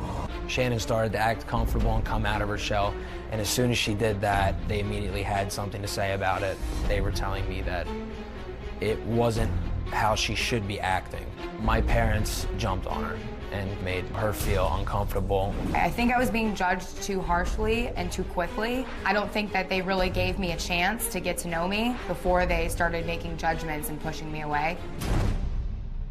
We are in the middle of a wedding engagement drama. John says his sister-in-law-to-be, Shannon, is controlling, manipulative, ignorant, selfish, and no good for his brother Dan. Tony says she never liked Shannon from the jump. She's rude, ruthless, lacks class, and always starts fights in her family. Now, Dan says he expected his family to be open and accepting, but his bride-to-be, Shannon, says all she feels from them is disapproving judgment. Tony and John say they want Shannon gone now. Dan doesn't think he's worth anything. Dan has a very low self-esteem. He doesn't think he deserves a good girl or a good life. He chooses girls like Shannon who are devious and malicious and trashy because he truly feels like that's the best he can do. And I think that that stems from a psychological disorder. Every girl in Dan's life has a way of working Dan like a puppet. He deserves better, and he doesn't give himself enough credit for the person that he is. A prior girlfriend dumped him after he lost his job. She was kind of a gold digger. He went into a downward spiral. He started to drink and drive. He started to use cocaine. He started to do Percocets every day. Dan's such a great person. He's funny. He's fun to hang around with. And ever since he started dating these girls, ever since the drugs, I haven't had that Dan. I just want my brother back. Okay, now, is there anything about what she says that you take issue with? Absolutely. For you to say that, you know, my self-esteem, I admit at times my self-esteem obviously has not been the highest. That part of the reason why people use drugs to try to make themselves feel better and escape. Absolutely, I've been at lows. Absolutely, I will not deny that one bit. And in the past, I have picked girls who, you know, at the time fed my need to feel wanted and feel needed. And they did their purpose. They did. And then when they dropped me, I felt at lower depths. I've learned from that. Like I said, I haven't touched the stuff in 2 years. And I live without the conflict between Shannon and you and the rest of the family that follows along. My life, I wouldn't have much to really cry about. I really wouldn't have much to... Everything comes and goes. The jobs will come and go. The money will come and go. But my family and my fiance are going to be here with me to the day I die. Why do you want to get married? I love her to death. Period. I mean, it's not just a to her, but why do you want to get married, period? I feel as though that I've done a lot of growing, extreme amount of growing in the past 2 years, especially since I've proven to many that, you know, I'm not just, you know, the guy who fell off after high school. But didn't you say that because this really jumped out at me. We do a lot of interviews with you guys, right? Yes. And I mean a lot. And you certainly had a lot to say. But I read every word of it. And one of the things is that one of the reasons you asked her to marry you is because you were already down on one knee. No, what I had tried to say was that I had been planning, we had even talked about it, you know, consensually about getting married. We both believed that the way we fell in love was surreal. Consensually, you talked about getting married? Yeah. So does that mean that on both you weren't sides, under duress? We already had the marriage application when he proposed. It's not like he just decided What to... did you mean? I was already down on one knee, so I just asked her. Well, that's what you said. I can play it back for you. No, I remember the situation. We had moved back to New Jersey, and she was feeling uncomfortable and stuff like that. But so one night, the first night, I had actually left her alone in the house and gone out on my own to hang out with a friend of mine. I went to go get a haircut, and we had gone out, and you know, we were at the mall itself, and the place was closed, so I couldn't get my hair cut. Yeah, can we get to the one knee? All right, yeah.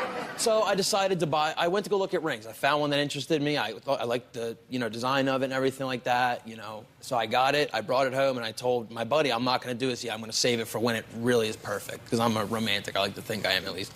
And I'd gotten home, and they had apparently told her, oh, he's out with him, they're doing drugs, or they used to do drugs together, he's up to no good, and my father Could we get to the one knee?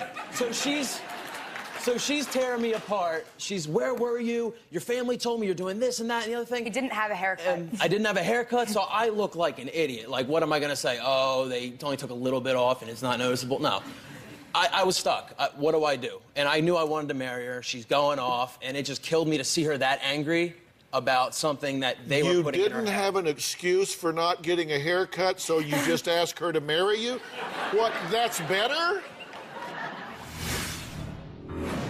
You've been called trashy, slutty, that you curse, fart, and talk about your period with your future father-in-law. Okay, I feel like they live on a whole nother planet.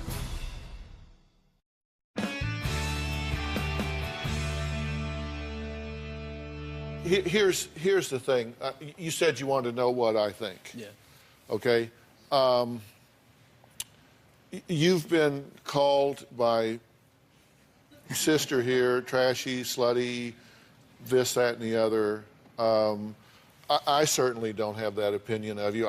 So I don't endorse anything like that's been said. I'm sure there's been a lot said on both sides.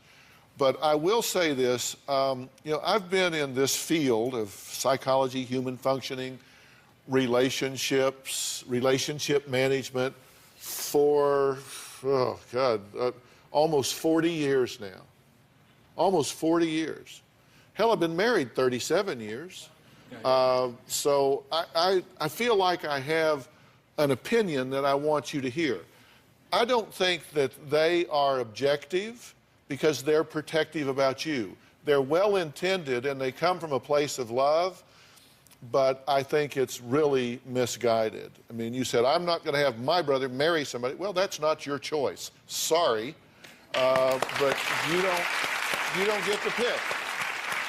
And neither do I. I don't get to pick. But I sat down when I was preparing all of this and going through it, and I just started sitting down and saying, if I were you, looking at him as a candidate to get married, what would that resume look like? Now, according to what his family says and some of what you say, well, here's what we have. He has a history as a drug abuser, correct? Okay. You have OD'd twice. You've been to rehab 3 times. You are a pretty poor, volatile relationship manager. Agreed? I have been in the Have past, been, yeah. yes. We're talking history. We can't predict the future. You said to Tone, you're dead to me. You punched your brother in the jaw and, according to him, left him for dead. You have, in a bad breakup before, you turn to cocaine and heroin. You say you're sober for a year and 8 months, but you're still drinking and smoking pot, according to these folks. Is that true or not true? There's no reason to lie to me. Hell, I'm not the school principal. I can't make you do anything. Are you still smoking and drinking pot, even occasionally? Not currently, no, I'm not. Not currently? No, sir. Have you in the last year and 8 months? Yes. Then you're not sober for a year and 8 months. They say you have low self-esteem. I don't know, but I'm just saying that's something that people that know him, that he clings to any girl that shows him attention. Now, this is according to his brother, not his sister, who gets a little mouthy, but his brother. Immature. You call your ex when you're upset, and when Shannon got back with her ex, then you call your ex. You got a Shannon K tattoo to show your commitment? Yeah. You're 21. Okay. You say you propose because you're already on one knee, and I now understand it was to cover up not getting a haircut. You're not living independently as an adult, right? You're living with family, parents, right? You're living with her Not parents? the whole time we've been together. We've had two places. Are you self-sustaining? Do you have a job? Do you pay your own car and apartment and rent and all of that? Okay, so let's look at Shannon's resume.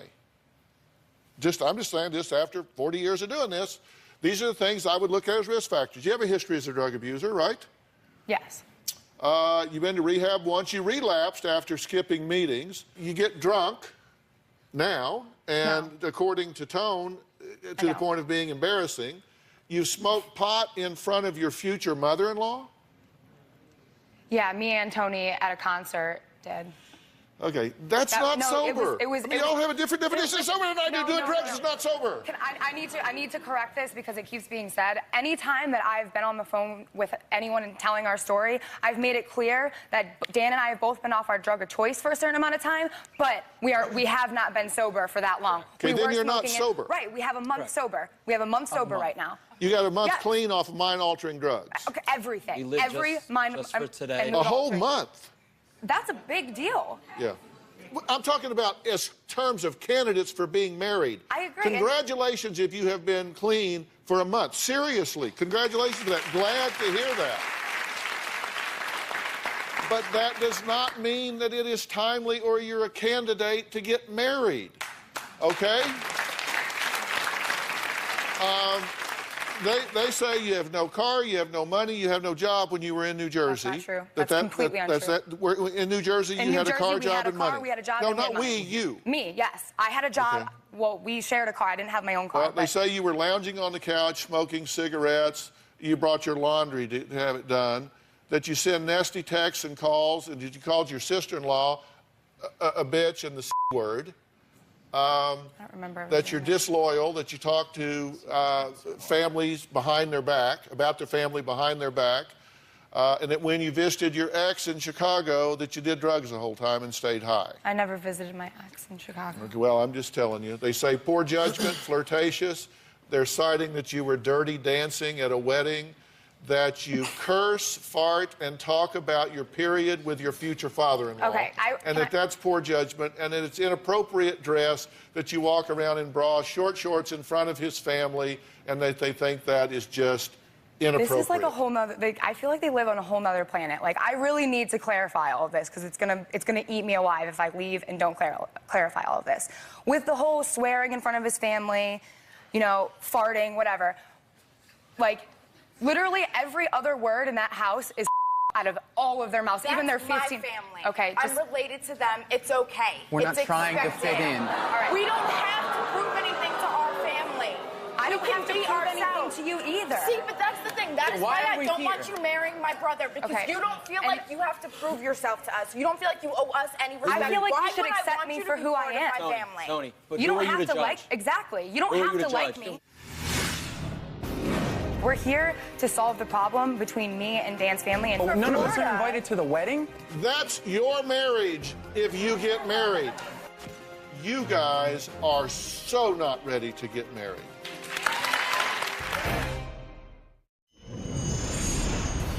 In order for this to work out, I do need an apology from John and Tony. I've attempted to apologize to them and never heard back.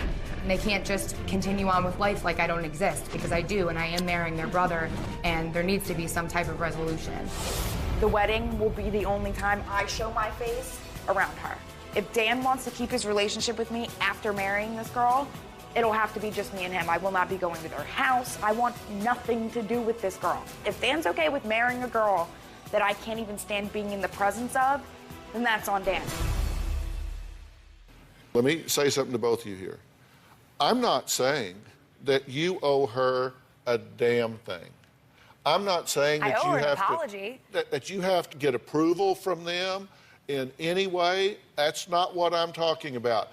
I'm talking about whether he is a high-risk candidate as a husband or whether you are a high-risk candidate as a wife. You guys are so not ready to get married. If you want to be married and if you want to be happy, you have a lot more growing to do. You have a lot more maturing to do. I mean, it's kind of like I've said, it's like if you were getting ready to go off a ramp and jump something, and I knew, because I had figured out you need to be going 108 miles an hour, and I see you going 52, wouldn't you want me to tell you, look, when two damaged people get married, they multiply each other's toxicity. I want Dan and Shannon, watch this video very carefully. Bubba Blackwell tried to jump 22 cars on July 4th, 2001. Things didn't go as planned. He woke up 3 days later asking, what am I doing here? Look at this. That's your marriage if you get married.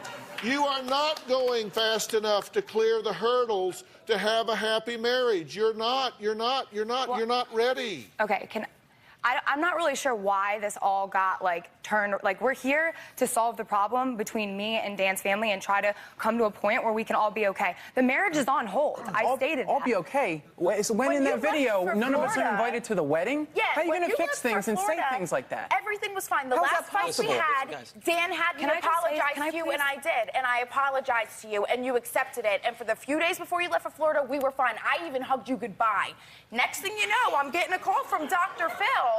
Hey, we want you to be on the show. We're not welcome at your wedding. Everything was fine when you left. How are you going to go about getting in between my brother and his best man at a wedding? I don't want to come in between you guys. I never have. If I'm not invited, okay, stop talking. How can that be possible? Stop talking.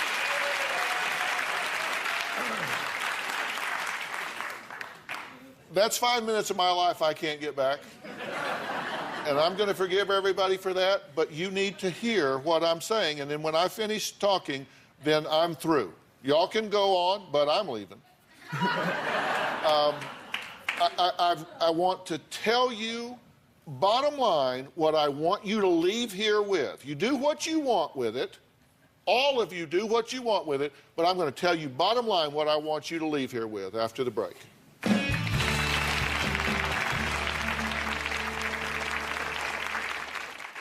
We need to get her away from him, but we need him to be stable enough to not relapse.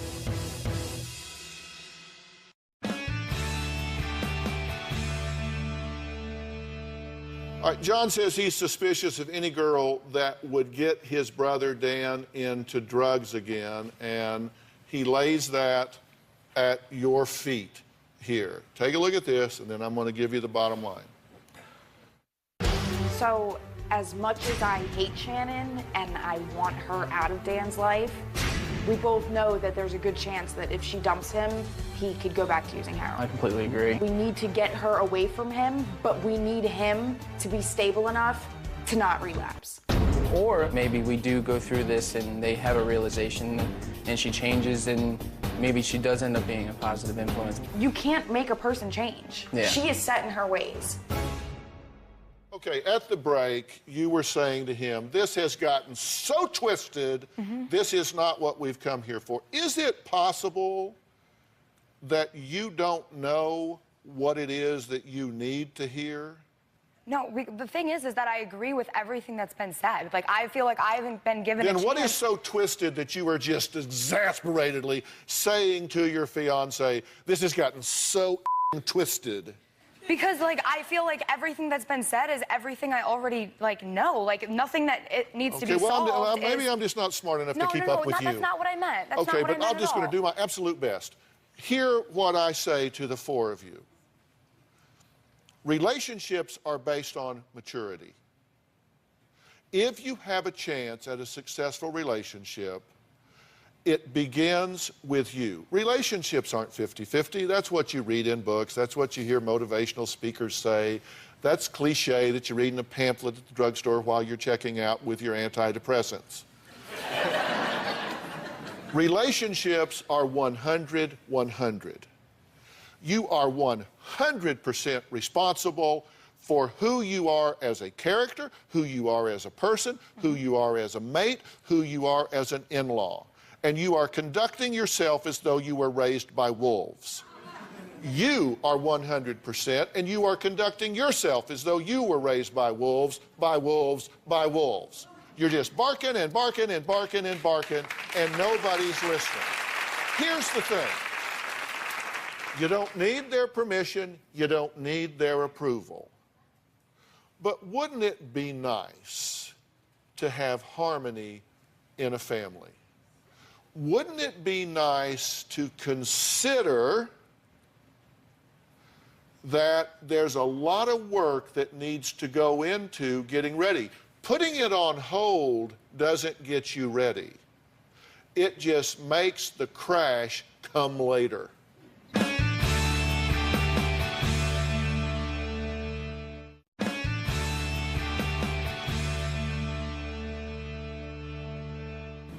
You have a lot of work that you need to do.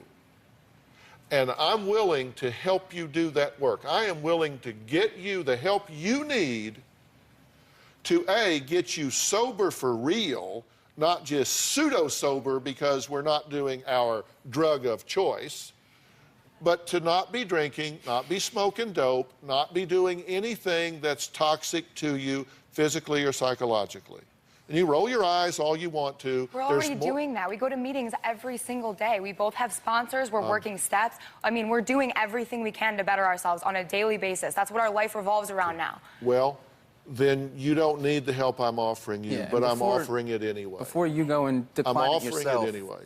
I think my brother really I'm offering has it different anyway. ideas. I'm offering it to you as a couple. I'm offering it to you individually. Good. And if you've already got everything you need, then it can't hurt, can it?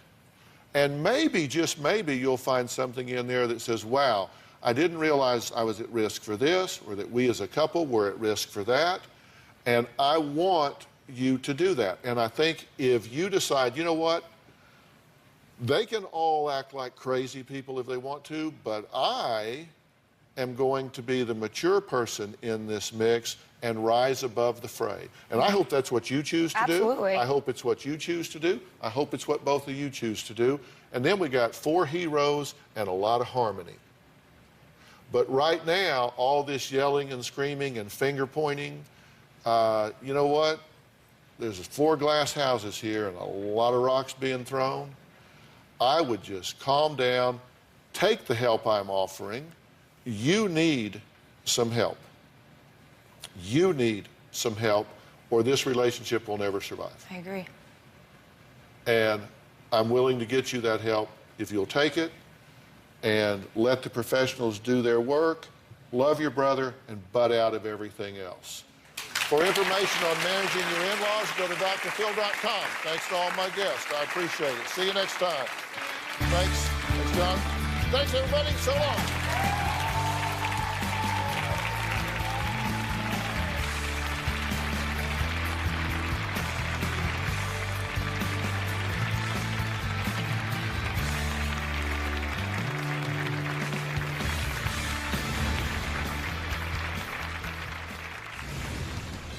Shannon came on the show expecting for Dr. Phil to turn to me and John and say, "You're out of line.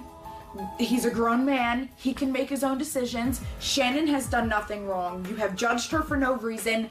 When really, Dr. Phil turned around and said, Tony and John, you have every reason to worry about this. Dan and Shannon clearly are not ready for a marriage. They're clearly not even ready for a relationship. The reason that I came here was to try to find a solution. I want them to be in the wedding. I love his family. I wanted to come here and come to a middle ground. I wanted to try to move on and forget all of this. This girl doesn't understand what she's doing. She doesn't take responsibility for any of her own actions, and everything's okay in Shannon land. Right. Shannon wanted Dr. Phil to tell her that she was right, even though everyone in their right minds knows that she was wrong. There was a lot of valid points made. I just feel like we got way off topic, and I was hoping that it was gonna get turned back onto the topic, and it never was. The scene with the motorcycle crash was the perfect metaphor for what they're going into. I watched it, I'm like, thank you for showing me this. And he looked at that and he was like, me and Shannon think that this is a grand idea, but not only Tony John, but Dr. Phil and probably the rest of the world see this is what my marriage is going to be. Shannon's still in extreme denial. Even when hearing it from Dr. Phil, you could still see the look on her face. She was like, you don't know what you're talking about. Like, are you kidding me? She thinks that she's good. She thinks that she can smoke pot and drink and that everything will be okay. He made it sound like we're still smoking weed and drinking every day. We're not. We're doing great right now. Maybe 30 days doesn't sound like a long time to some people, but it is a big deal, and I'm proud of myself.